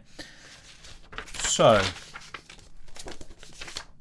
here we go. So obviously, Bournemouth conceded the fewest goals in the Championship last season, 39. But since Steve Cooper took charge of Nottingham Forest on the 21st of September, Forest scored the most goals and they conceded the least. And, you know, Dean Henderson could be a decent option there. A replacement, obviously, for Samba. And also, another really good thing that I like is that Steve Cooper, had the best win percentage of all of the newly promoted managers. 60%. Yes, he did have fewer games, 45 compared to Scott Parker and Marco Silva's 50. But that's really good. 60%. Marco Silva won the Championship, was 58. And 27 wins, 10 draws and 8 losses for Steve Cooper. Really, he made such a huge difference. You know, Nottingham Forest were bottom of the Championship and he made such a big difference there. I think I might pick Hannibal for my sub bench. The thing is though, he's probably going to be 5 million and I just don't really think it's worth going for him. If he's 4.5 though, definitely worth considering. Thoughts on Jota now that he's a forward? Look, if he gets minutes, when he does start, he's going to get goals. He's a great option, but I'm mainly concerned about his minutes. I don't think he's worth the price. Let me make that clear. But because of the minutes, it's just not worth it. You can get better value for money from those 8 million midfielders, and also from the forward line, you've got Gabriel Jesus, you've got Ivan Toney, and many others. Not Calvert-Lewin, by the way. I definitely prefer what you're going for there. But yeah, Jota, not for me. Salah, Diaz, better in the attack. You've also got Robertson, Trent, Matip, Van Dijk, Alisson. So Jota, there's not really a space for him in the team. And that's why FPL might have made a mistake with the forwards this year. I think you guys are right, actually. Broja to Everton being touted now could be interesting, definitely. And you'd much rather have that, you know, Broja at 6.5 or 6 million than Richarlison at 8, to be honest.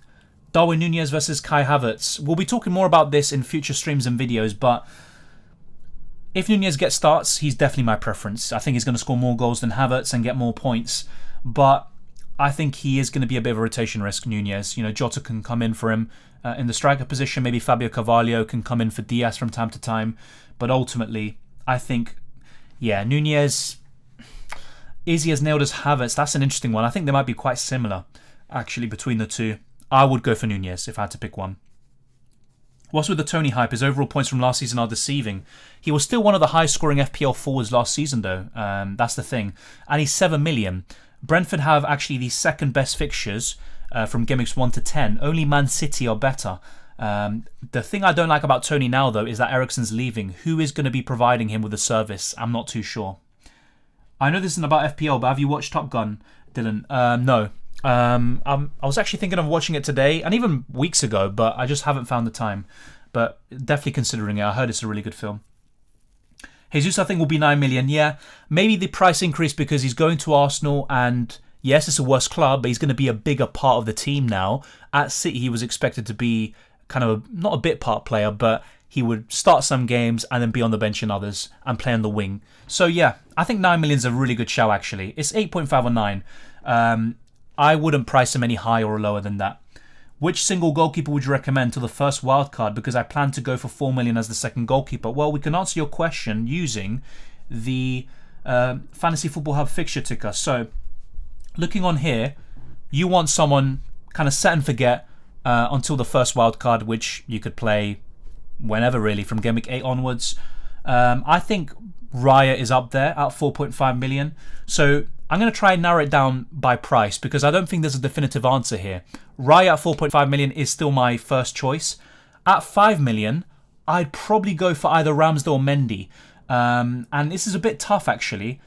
The way I see it, Chelsea will keep more clean sheets even in the opening 10 games, but Ramsdale will make more saves and get more bonus points than Mendy. So it just depends on what you want really from that. I'd probably pick Ramsdale actually if I had to pick one. You've also got Martinez and you've got Nick Pope, etc. But Basically, Ramsdale at 5 million, you've got Raya at 4.5, and at 5.5, it's Ederson or Alisson. Take your pick there. That's the way I'd go about it. If I had to pick one, I'm actually leaning towards Raya right now, but I'm still open-minded. I'm not that sure about the goalkeepers just yet, and I actually like that. I think FPL have done a great job, by the way, with the prices, kind of reflecting on the 19 teams now that have had price reveals. I like the goalkeeper pricing. I think that's probably the best thing they've done in years when it comes to goalkeepers. I like the midfielders for the most part. I think they've got it kind of spot on. The defenders, I think they're a bit too cheap, and the forwards are a bit too expensive. That's the kind of way I'm going about it. Hello there, says Jamie. Welcome. My voice is a bit gone, by the way, so yeah, a bit of a rough Ewan McGregor impression. Jesus, I think, will be... Oh, yeah, so I'm reading out comments I've already read out. So, is there any premium defender that you would avoid and why? Good question. I don't know about avoid, but Van Dijk at 6.5, not for me. It also depends on what you class as premium, because Thiago Silva at 5.5, arguably premium, and I would avoid him as well, because at 0.5 million more, you can get Chilwell and James. You can also get Perisic at the same price. So Van Dijk and also Thiago Silva, they are two names that come out. Perisic I would be a bit cautious about, but I wouldn't say I'd avoid him, basically. Are you going to make a new draft before the app is released? Before the app is released? Well, this is the plan now. Since we've talked about all the teams and the prices and we've covered everything, we are now going to show you my draft, my latest draft. So let me know what you think of this. But, you know, this is the latest changes I made. And yeah, this was following the Spurs price rises, by the way, just to make it very clear, and also Leicester's. So I got rid of Madison for Mason Mount, but that could easily become, Mount could become Foden or Saka, by the way. I'm not too sure what I'm going to do, but I could do something like this. Let me know what you think. I really like the defence. Most people are going to go for something like this. If not, Perisic will come in for someone like Tomiyasu, maybe Mendy in goal. But I think for the most part, this is what most people will go for. And also a bit of decent squad depth. You've got Johnny on the bench. However, actually, now with the Gordon price reveal, I'm not able to afford this. Yeah, look, I'm 1 million over. So I think Ivan Toney would become the sacrificial lamb, so to speak. So I could go Toney to maybe Mitrovic or Undav. And kind of thinking of it at the moment, I think I maybe would go for Undav. Obviously, look, it's a risky pick. I don't know if he's going to start from Game Week 1 per se, but this looks pretty decent. I could also go to Bowen, you know, but I think I'm going to go for Saka or Foden. It's between those two and Mount for this kind of 8 million midfield spot. Let me know what you think of this team. It's decent, but it could be improved upon, I think. It's not too bad, though. Not too shabby. And some people, what they're doing is actually getting rid of Cancelo, going to a cheaper City defender, and that gives them more money to improve the rest of their team. Let's see. What else do we have? Would you rather triple up and start 3 Everton players for the entire season, or begin the season with minus 200? That's a great question. Minus 211 points. Probably minus 211 points, to be honest. It sounds harsh, but probably. Also, it's a case of value, not just the players. Why they make a mistake? The best was Kane with only 192 points. I mean, they've had a long time to think about it. But yeah, like I said, the forwards were probably priced wrong for the most part. Once again, I think Jota justifies 9 million, but then there's also the case of minutes with Nunez. They're probably going to price Richarlison at 8 or 8.5 million. And honestly, I just don't agree with these, personally. If I can't get both Cabby and Haaland, I will get Jesus and Kane, or Haaland and free. I'm guessing, yeah, if I can't get both Kane, sorry, yeah, so Kane. Fair enough, yeah, that's completely fine. There's a lot of options. Not too sure about Antonio, but he's one of the better ones from West Ham, Manish. See, what else do we have? Welcome, Tezza. How's it going to you, mate? Thank you for tuning in. Top Gun was not good. They basically done the same story as last time. No creativity. Fair enough. That's the first time I heard that. It's got very good reviews, but look, I'm probably going to watch it myself, make my own opinion, but you could be right. Who knows? Yeah, Bridgerton, we went through that just now. You probably saw it, actually. You let me know now, Bridgerton, if you've seen it. But yeah, we've gone through the first 10 game weeks. Pickford is now a genuine option, yes, but I think there's still Raya, who's better, at 4.5. Sanchez, you've got Ramsdale, Mendy, Lloris, Alisson, Martinez, Pope. I think they're all ahead. personally. Hey Dylan, it's been a really long time since I joined the last stream, which is the season review. The previous stream, it's too late in my country. I took a really good break from Premier League and FPL. What about you? Same here. Just been working on the content, really finding ways to improve it. But yeah, I've been taking a break from both of them, and now we're back with content. I think we've now gone with like 5 or 6 videos in the last 5-6 days, so kind of upping things up a little bit, like I said I would. It's good to see you here once again. Food for thought. Forwards are generally up. Points change coming maybe.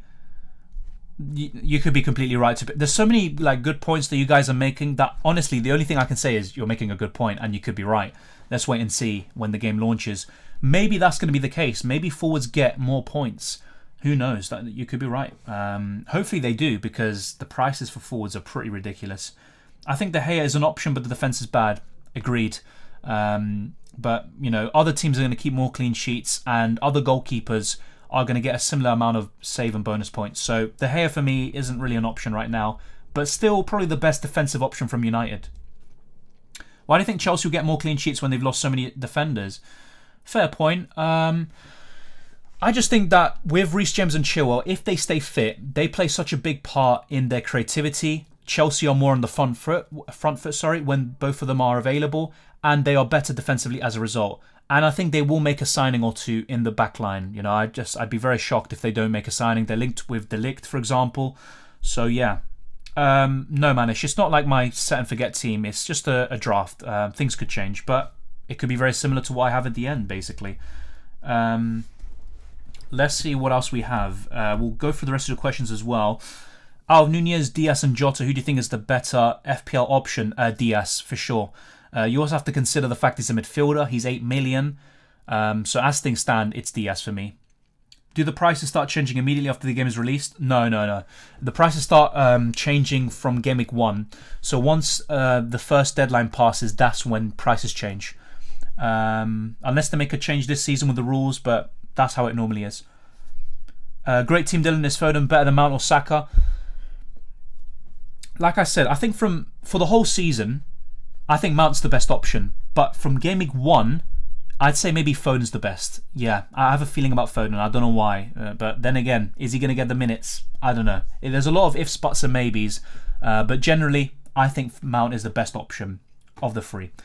Going to have Trippier and Cash for Game Week 1 and 2. Fair enough. I just don't like Trippier's kind of 5-6 opening games. Having said that, you do have the depth potentially with Cash and other defenders to kind of compensate for that. There should be a game week where 1 vice-captain point should be counted. Yeah, it could be like a chip or something. I think that's a great idea. It's something we've discussed in streams as well last season. There's a lot of things they could do. I think the bench boost is kind of outstayed its welcome, pretty much. On the Euro rule, where you can change your captain if he doesn't play well, it's pretty much the same as UCL Fantasy. That's where it really was the first one to do it. And then Euro Fantasy Football, which I think was made by the same people, they followed on from that. So yeah, I do like that in a way, but at the same time, there is a bit more skill, you could say, but also variance and luck in a way with just having one captain. Decent draft. Are you going to try and fit Gabriel Jesus in? I don't think so, because I want to have a defense like this, and I also want a midfield that's quite solid, because I'm still a bit unsure. With having Neto and Gordon. I might actually keep Gordon in the end, by the way. That's something else I need to think about. And also, I'm not even sure if I can afford this team, because Greenwood, is he going to be 4.5 million? I'm not too sure about that. But yeah, I don't think I'm going to fit in Gabriel Jesus for now. Yeah, no worries, Bridgerton. I was just wondering, because I was taking a bit of time to get through the comments, because I was also going for other screens. So I just wanted to make sure. What do you think of Havertz if Chelsea do not sign a striker? I think he'd be one of the best medium price forwards for sure, but from Chelsea, Mount is still the attacker of choice. That's pretty much it. And I think other forwards like Tony, big if now with Eriksen leaving, Undav, Mitrovic, they could all offer better value. When Cucurella goes to City, does he stay 5 million? That's his official price, it's done. So yeah, he will stay 5 million.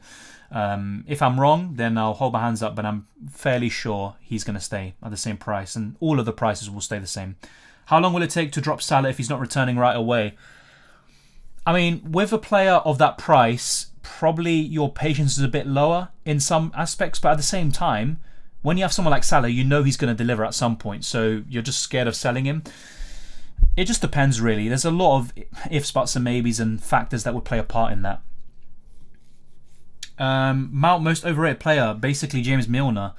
He did get 11 goals and assists last season, though, mate. I mean, I think he's a good FPL option. That's just the way I think about it.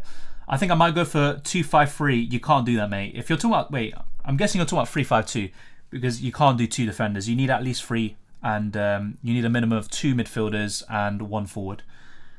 Why Mount over Havertz? Because he gets more goal contributions. He's the same price as Havertz, and he's a midfielder, so more points for scoring a goal and a clean sheet unless they make a rule change. So I think there's a lot of reasons, to be honest. If Salah and Haaland blank 3 consecutive game weeks, you'll never be the same. Probably, because they are my 2 top tips for the Golden Boot. Then you've got Heung-min Son and Kane, of course, but I think both of them will be battling it out should they stay fit. With 0.5 million in your bank, any intentions of moving to a higher price goalkeeper? Potentially, mate. Potentially. Oh yeah, no worries, the Holman. It's fine. Don't worry, I've done much worse than that. But yeah, it's a good point. With 0.5 million extra, or do I go to a 5 million midfielder? Who was the midfielder we talked about earlier? There was someone that... Oh yeah, Willock. You know, he could be alright at 5. Not too shabby. Then that gives us 1 million more. I could then go to Ramsdale or Mendy, or even Martinez, Pope. So it's a good question you pose here. I could do something like this. I'm not too sure, though, about the goalkeeper. That's kind of the main thing I'm concerned about at the moment. Dennis, the midfield, really, and the kind of second and third attackers. So I could do something like this. So yeah, I could do something with the extra money. What time will the Nottingham Forest player prices be announced? It's basically after every 2 hours. So it will be 6 p.m. So in 1 hour, 30 minutes, or 29 minutes from now. So yeah, 6 p.m. UK time. And that will be the final price reveal. As much as I'd love to stay until then, I'll be honest, my voice is literally on its last legs. So we'll be going for a few more questions and stuff, and then we'll probably be wrapping up, unfortunately. But yeah, no, I've got to give myself a break, unfortunately. Let's get the stream to 100 likes. We've got 151 people watching, which I very much appreciate. But let's get the stream to 100 likes. It really helps out the channel. And be sure to share this video around with anyone who loves FPL, UCL Fantasy, and F1 Fantasy. For some free premiums, I think that's fine. If you're talking about free premium attackers, I think 2 is probably the sweet spot because you also want a good defence and good squad depth overall. A playing goalkeeper will be decent as a backup. Yeah, it will be decent, but I don't think it's absolutely necessary in my opinion. Is Sancho risky? Yes, but it's also potentially worth the risk. The same goes for Rashford. I think Sancho will improve a lot this season. I think Ten Hag will make a big impact there. Mount a better option than Saka and Kaliszewski? I think long term, yes. To start the season, I think Saka's probably the best of the 3, arguably. I'm a bit concerned about Kaliszewski's minutes, at least compared to the others. Thoughts on Forest and Bournemouth options? Have you seen any possible hidden gem? I covered Bournemouth yesterday, so check that out. I think Travers and Solanke are the main ones that really stand out to me. Bournemouth were actually the best defensively in the Championship last season. As for Forest, Brennan Johnson, keep an eye out for him. 16 goals, 9 assists. I definitely would keep an eye on for him. I mean, do you really need Spurs players though? They actually ranked in the bottom 5 from game weeks 1 to 10. I actually had Kane in my first draft before the prices. I'm interested in Perisic. I actually made a draft earlier today, but I didn't save the changes, and I had the likes of Perisic in my team. So, for example, I could do this. Instead of Johnny, I could do Perisic, and instead of Mendy, I will go for, let's go Raya again. But I said this before with Perisic. Be careful because he might not start as many games as you'd like or hope for because he will be rotated, saving for the Champions League games. Sessegnon can come in. He done a very good job at the end of last season. Gordon, 5.5 million. W or L? I think it's just a draw, if I can say that. I know it's not what you asked, but it's probably a draw for me. It's like what he should be priced at, but it's not like a standout option. It's not amazing value, but it's also not awful like Calvert-Lewin at 8 million. Yeah, like I just covered, I think Perisic will start most games, but maybe not as many as you'd like for someone who's 5.5 million, pretty much. You may not even have 11 starting players as of now. I mean, we can go through this. I don't agree with that because Haaland is going to play most games. Salah, of course. Diaz. I mean, I'm trying to look here. Tomiyasu is the main right back for Arsenal. He might rotate a bit more than we'd expect. Undav, yes, fair enough. Neto is going to be a main guy for Wolves so long as he stays fit. So I actually respectfully disagree with your opinion there. Another one, by the way, is going for Saka. I'm not too sure about this 8 million midfielder, by the way, because it's probably between Saka and Foden to start the season for me. Diaz is probably a bit more nailed in, unless I go double at the back for Liverpool. Pope could get some save points too. Yep, I completely agree. I mentioned Pope many times in this stream and also in the last few days. I really like Pope at 5 million. Season after season, defenders get the most points in the game. Try stick with a 5-4-1 or 4-4-2. Yeah, I agree. And also with the forwards, you know, with a lack of kind of options, you could say. I think it's better than last season, by the way. Forwards will be better, but somewhat overpriced. And that does put me off. Maybe 5-4-1. But as you say, 4-4-2 is a great formation. Really underrated. So no Saka over Martinelli from Arsenal. Saka instead of Luis Diaz. Oh, I mean, I prefer Diaz out of the two. Also considering the fixtures, the quality of the teams. And also with Saka, I think there will be a drop-off. Or at least he won't be able to improve too much from what he did last season. I think Diaz will make a huge improvement in terms of goal output. Thank you, Sinatra, for the shout-out. Erik ten Hag loved players like him, so he might get playtime. Yeah, exactly. I think Sancho and Rashford could definitely improve. Year of 5 million goalkeepers, it could be wasting, but 4.5s are still good. But with, you know, you got, like I keep on saying, I've said this many times, Pope, Martinez, Ramsdale, Mendy, that's already 4 at 5 million that offer really good value.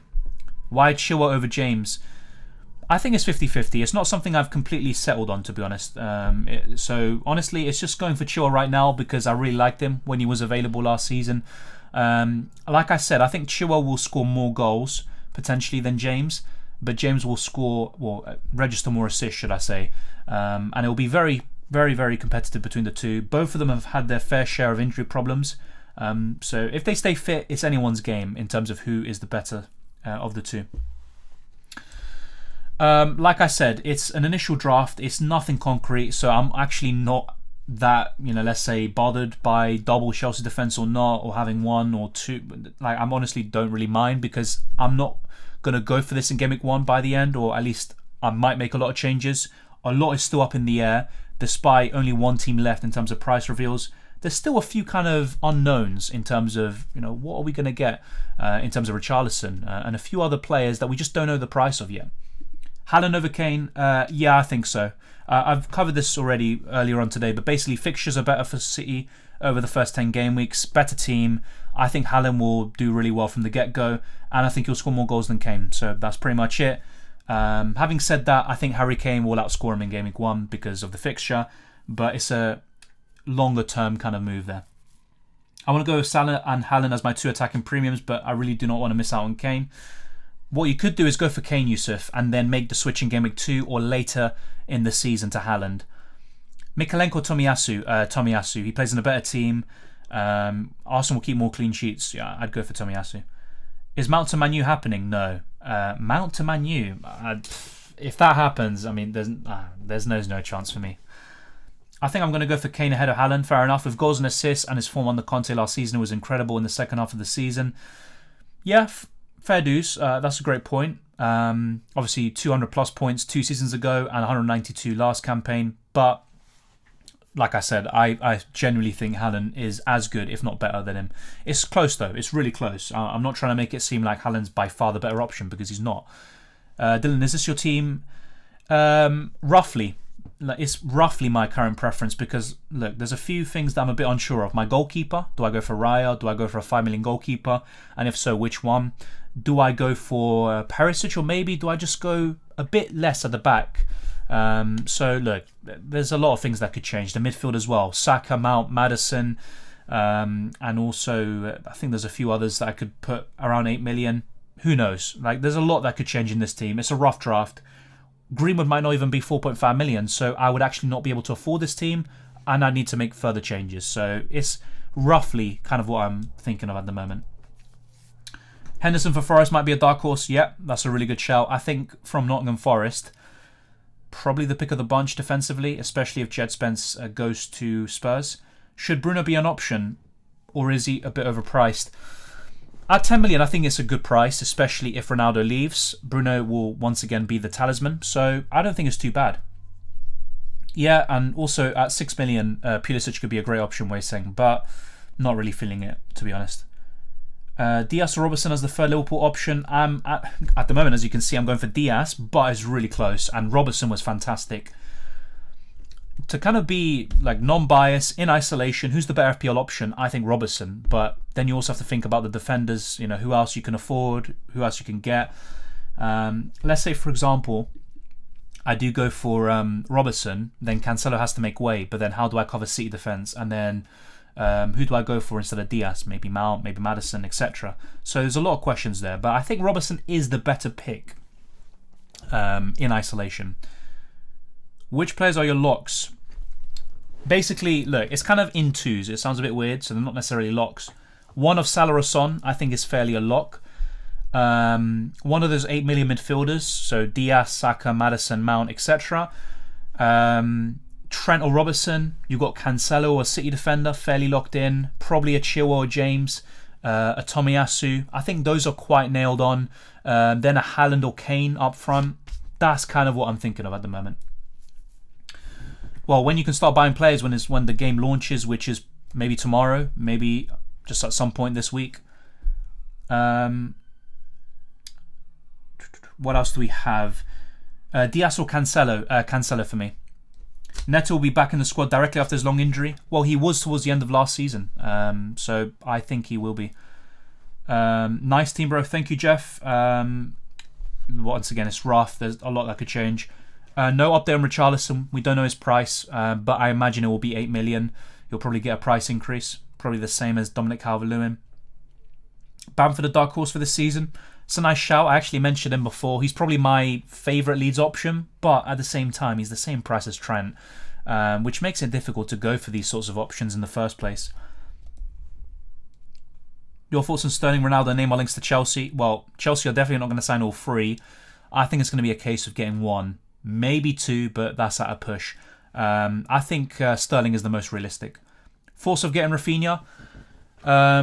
FPL-wise, he's someone to consider. We don't know his price yet, but I imagine he's going to be probably 7.58 million. I'm guessing it's going to be 8 million, actually. It's a really good question that you ask here. In terms of Arsenal or whatever, Chelsea getting him, he would improve both teams. I think he'd really fit in at Arsenal, but I don't see it happening. Do you not think going for Kane for a differential could take an early lead? Yes, of course, and I've talked about this before. You can, make the switch in Game Week 2 or later on in the season. I'm not trying to discourage people from Harry Kane. I just think that Haaland is a fantastic option, and I really like the opening 10 games overall. I feel like Sancho will have a good season. Same here. Maybe not an amazing one, but I think it will definitely be a huge improvement from the last campaign. I'm doing well, Jeff. What about you? Once again, like I keep on saying, I don't want to sound like sour grapes, you could say, but I'm telling you, my voice is actually gone. Any second now, it's going to crack and I'm going to sound like Gollum or something. If you go Mendy, then it will be Chelsea double up. Yeah, not keen on that. To be honest, I think you make a good point. I'm not that keen on it either, but at the same time, I'm not that fussed about it because it's kind of just a rough draft, but I completely get what you mean. Maybe after the first wildcard defensive double ups. True, and also if I have a look at the fixture difficulty, pretty good for Chelsea actually. They're in the top kind of 8. But if we look at the first 6 game weeks, which you also want to bear in mind, they're a bit lower down. Actually, it's quite similar, to be fair. It's just a few tough games here and there. A double up isn't that ideal. And also, how will Chelsea survive and cope with the departures of Antonio Rudiger and many other defenders? It's going to be interesting to see. So you make a good point. I think one's enough. James and Chilwell, though, is more of an appealing double up because they're just such great options in terms of attacking returns. Any possible 4 million goalkeeper? In terms of to start, no. So just pick any one that doesn't play for a kind of popular team or a good FPL team. If you go Mendy, then I just read that. Thoughts on Alisson in goal? I really like it, to be honest. I really like his price. Highest scoring goalkeeper last season, but I would rather cover Liverpool with Matip, Robertson, Diaz, Salah, Trent, etc. If you had to name a few players that might be breakouts, who would you say? FPL-wise, Brennan Johnson is one of the key ones from the Championship, or the newly promoted club, should I say. Another one would be, let's see, breakout. Let me just sort out this spammer, by the way. So I'm actually going to take a quick break, though. I know be right back screen. I'm going to have this fixture tick on screen whilst I take a water break and also consider that question as well, which is a fantastic one, by the way. So thank you very much for that. I'll be right back, so stay tuned.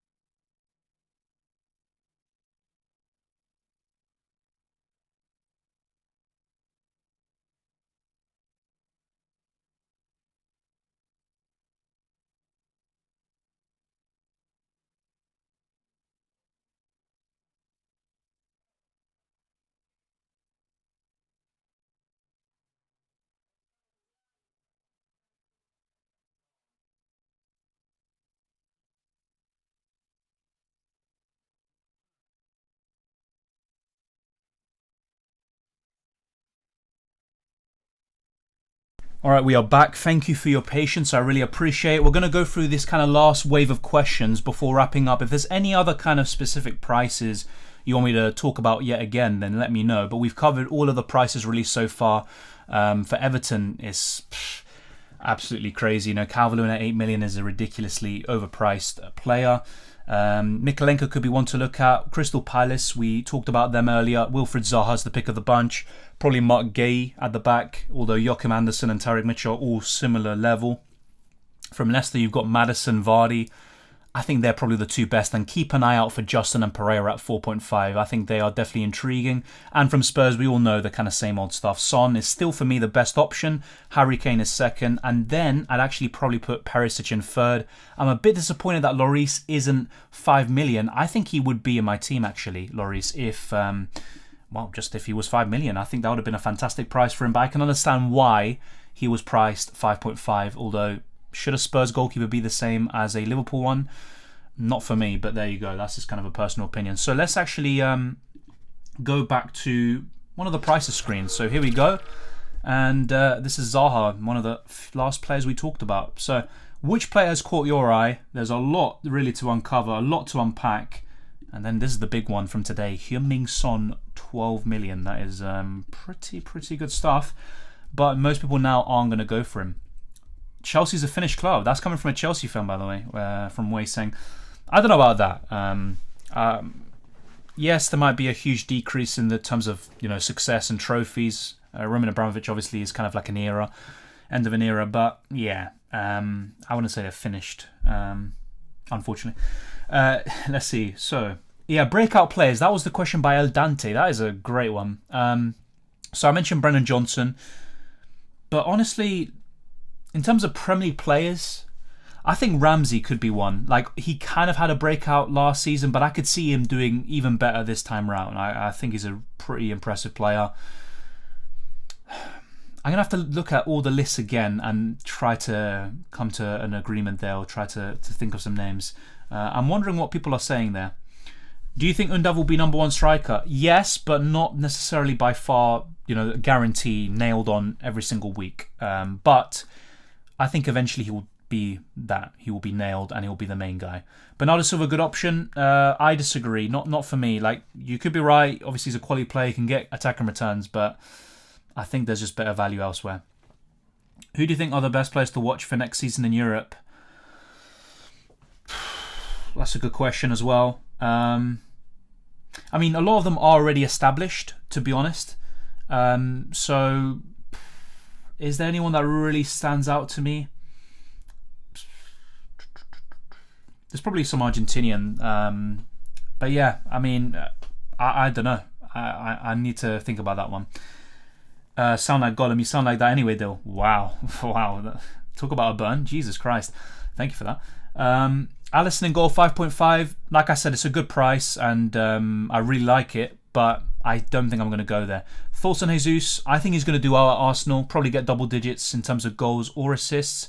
I could see him getting 20 plus goal contributions. However, it's going to be a bit tricky to fit him into our team. Oh yeah, don't worry, Sinadra. I'll still go through the rest of the questions and stuff, and we'll be wrapping up. And we've covered everything we needed to anyway. Obviously, I'd love to have the price reveals for Nottingham Forest right now, but unfortunately, it is in an hour's time. Bench keepers, some options. 4 million, it doesn't matter. Pretty much just go for anyone. But if you're looking at 4.5 million, then Raya, Sanchez, Pickford, they're probably up there. But yeah, pretty much if it's 4 million, don't overcomplicate it. Yeah, bots are unstoppable. Yeah, thank you, Demand for the Legend. We're trying to get to 100 likes. I think James could be more explosive in the beginning of the campaign since no one knows Chilwell's form. True. And also Reece James ended the season strongly. Chilwell is still recovering from a long-term injury, so that's a good shout. And to be honest, I'm seeing Chilwell in a lot of drafts, so that actually makes me want to go for Reece James. Let's go for Reece James. It doesn't really matter though. I think it's really close. No matter what, it's 50-50 between the two. Let me update this draft as well, by the way. So there you go. What else do we have? Double up and James and Chilwell are no-brainers regardless of them losing defenders this season. Their attacking output is crazy. Yeah, I think it might be worth the extra 0.5 million on Perisic, to be fair. You could be right. That's what I mean though. In terms of Chelsea double-ups, that's the only one I would consider heavily. Is Martinelli worth the 0.5 over Neto? Not for me, Daniel. Especially with the kind of the risk of rotation there with Smith Rowe. Any thoughts on the FPL chips or rule changes for next season? If there are any that are announced, let me know. But in terms of what I think should happen, they should remove the bench boost. Probably introduce another free hit like they did last season because of the World Cup, or at least a wild card, something like that. And I would like something new. Similar to the Limitless, having a free hit but with no budget restrictions, or being able to captain 2 players, something like that. It would be pretty good. Welcome, Christian. Thank you for that. I appreciate it. Could Eze from Palace be one? Yeah, he could be one of the breakout stars, more so in the Premier League rather than FPL goal contributions. I think he could do really well in general. Yeah, don't worry about it, Frederick. Don't worry. In general, it's kind of a common thing, really, in terms of YouTube. Not everyone's going to like the video, and that's fine. To be fair, we've now got 100 likes though, and I appreciate it. So we've got over 105. Over 100. We've got 105. So I mean, just thank you. 129 people watching, 105 likes. It's not too bad. I've seen worse for sure. Would you consider Eze or Elise as cheap options? Yes, but it's really a wait and see. And I keep on saying this, but I'm not a big fan of the kind of 5.5, 6 million midfielders, to be honest. I've got Neto in this draft, but I am a bit uneasy about him. I really want to back Grealish, but not confident. Yeah, same here. I think Rashford could be someone I'm backing, or Sancho. Who's Undav? Is he good? He's a striker that signed in January for Brighton from Union SG. He's German, 25 years old. He's got a great record. I can put some stats out here because I did obviously make some notes and research when talking about him in previous videos. So just to kind of recap, won Player of the Year and the top scorer in the Belgian League last season. 25 goals in 39 matches, 10 assists. If you include the playoffs, 26 goals, 13 assists. Really good numbers. Throughout his whole career, 232 matches, 115 goals, 52 assists. Fantastic numbers.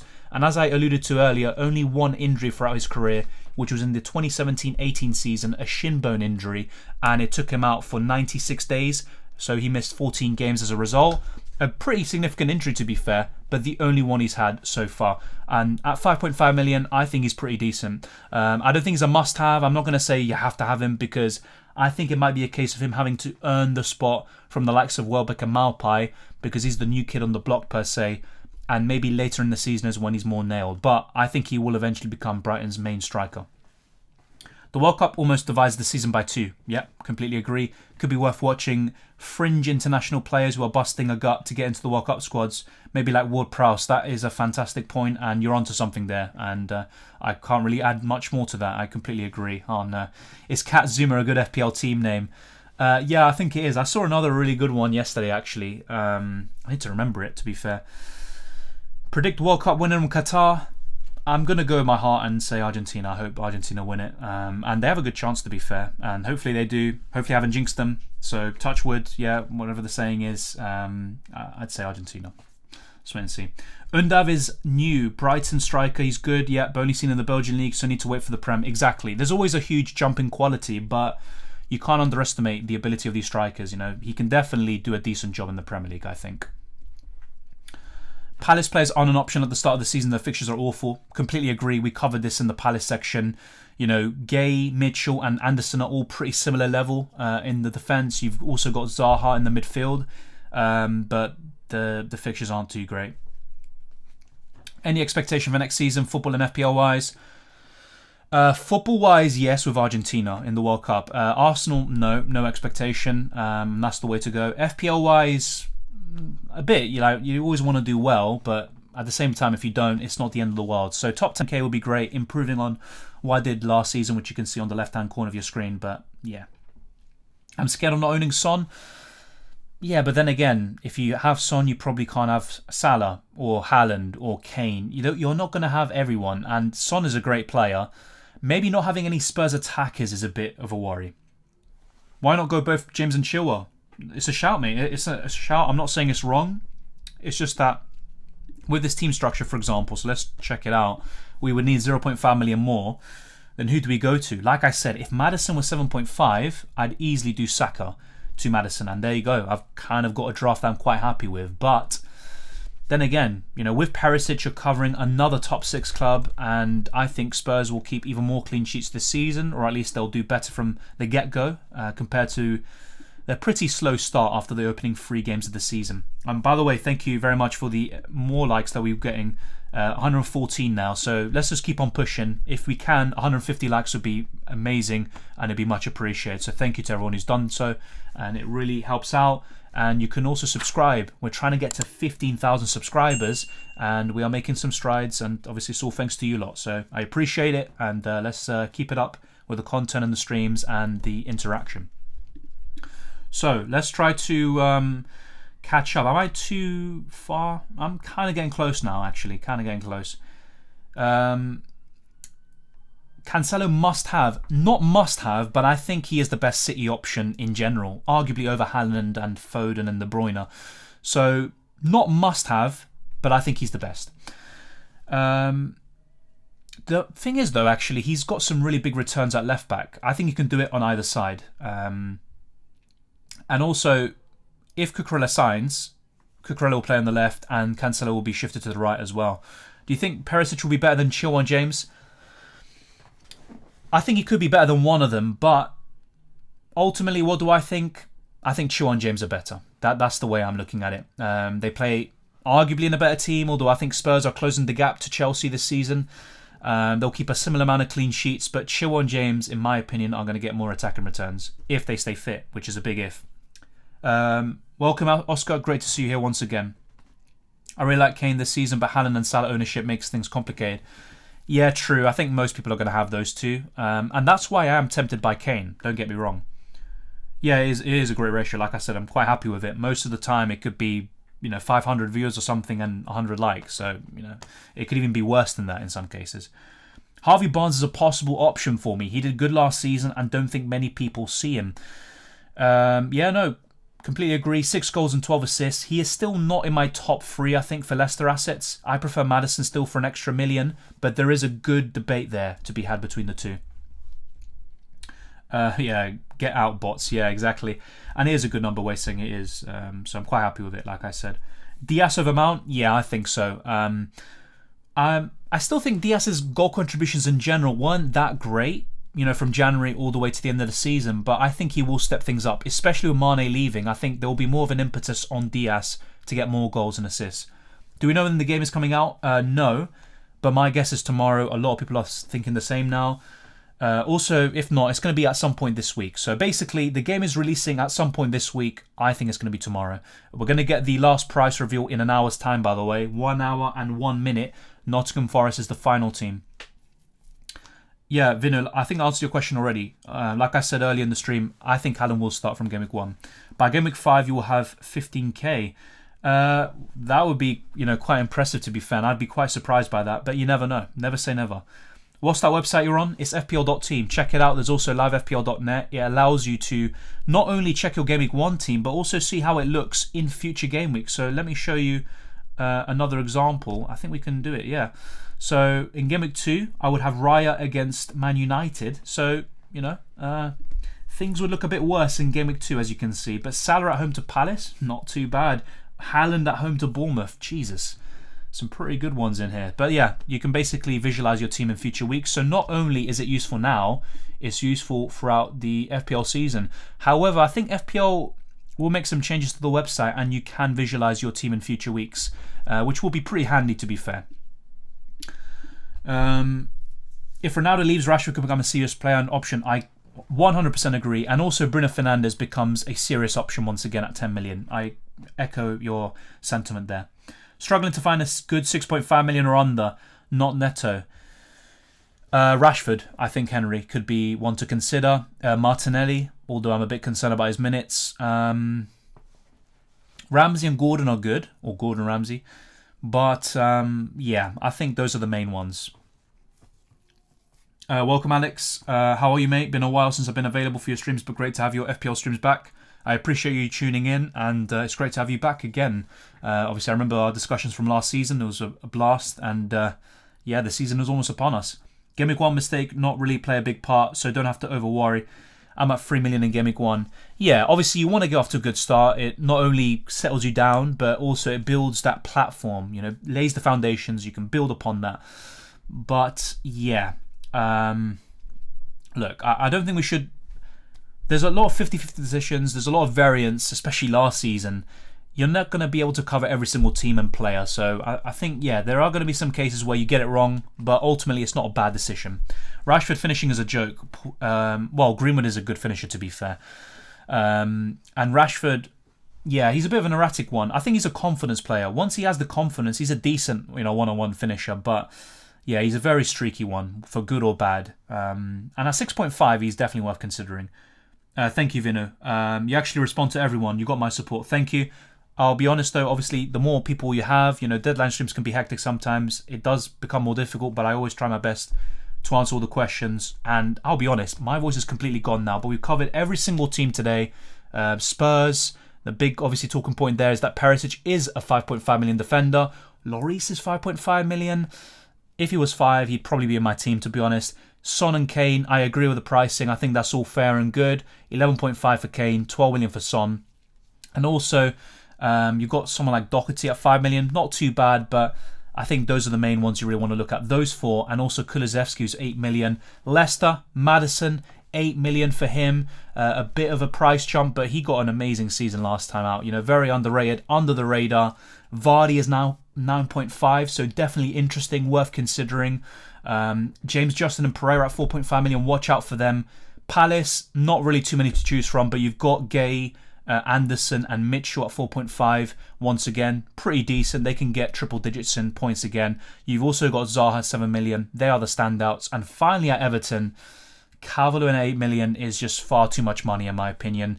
If he was 7, I think that would have been fair and it would have been a much better price. You've also got Gordon at 5.5 million. Pickford is now 4.5.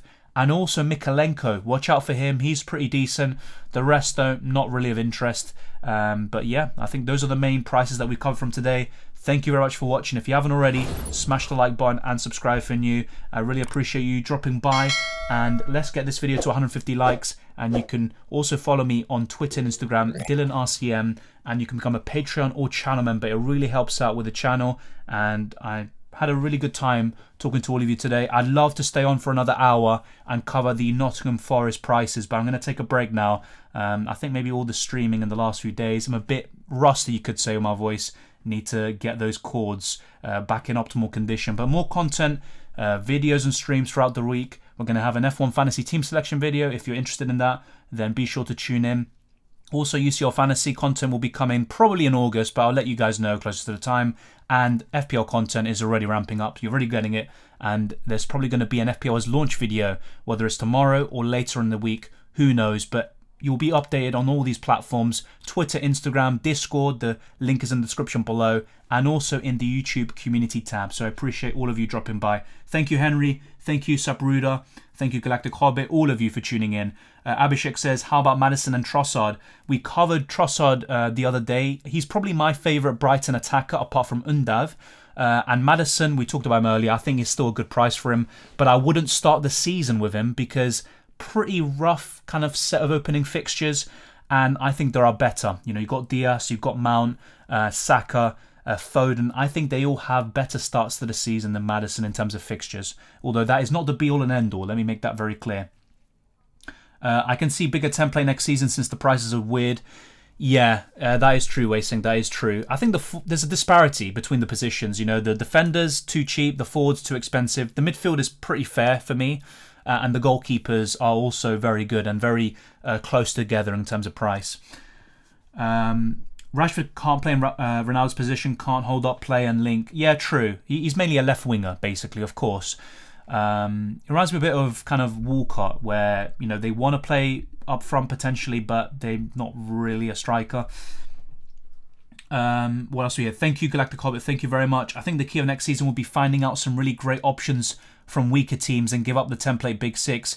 Potentially, but a lot of these top six options are providing you kind of security of starts, consistency, value, big returns, and I think they could be the way to go. I think it could be a mixture. There's no set formula of winning FPL and of doing really well in general, but yeah, I think the template will be strong this year. Not as strong as the last one.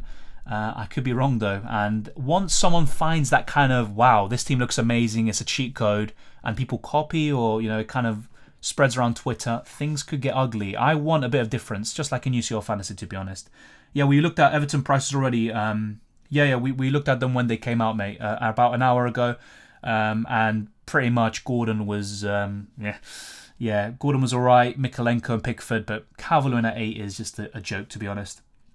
Thank you, Jeff. Have a good one as well. Thank you, GV Subrayaman. Thank you. They did good on midfielders, forcing everyone to make choices. Exactly, I like it. And there's also some similarities between a lot of similar players.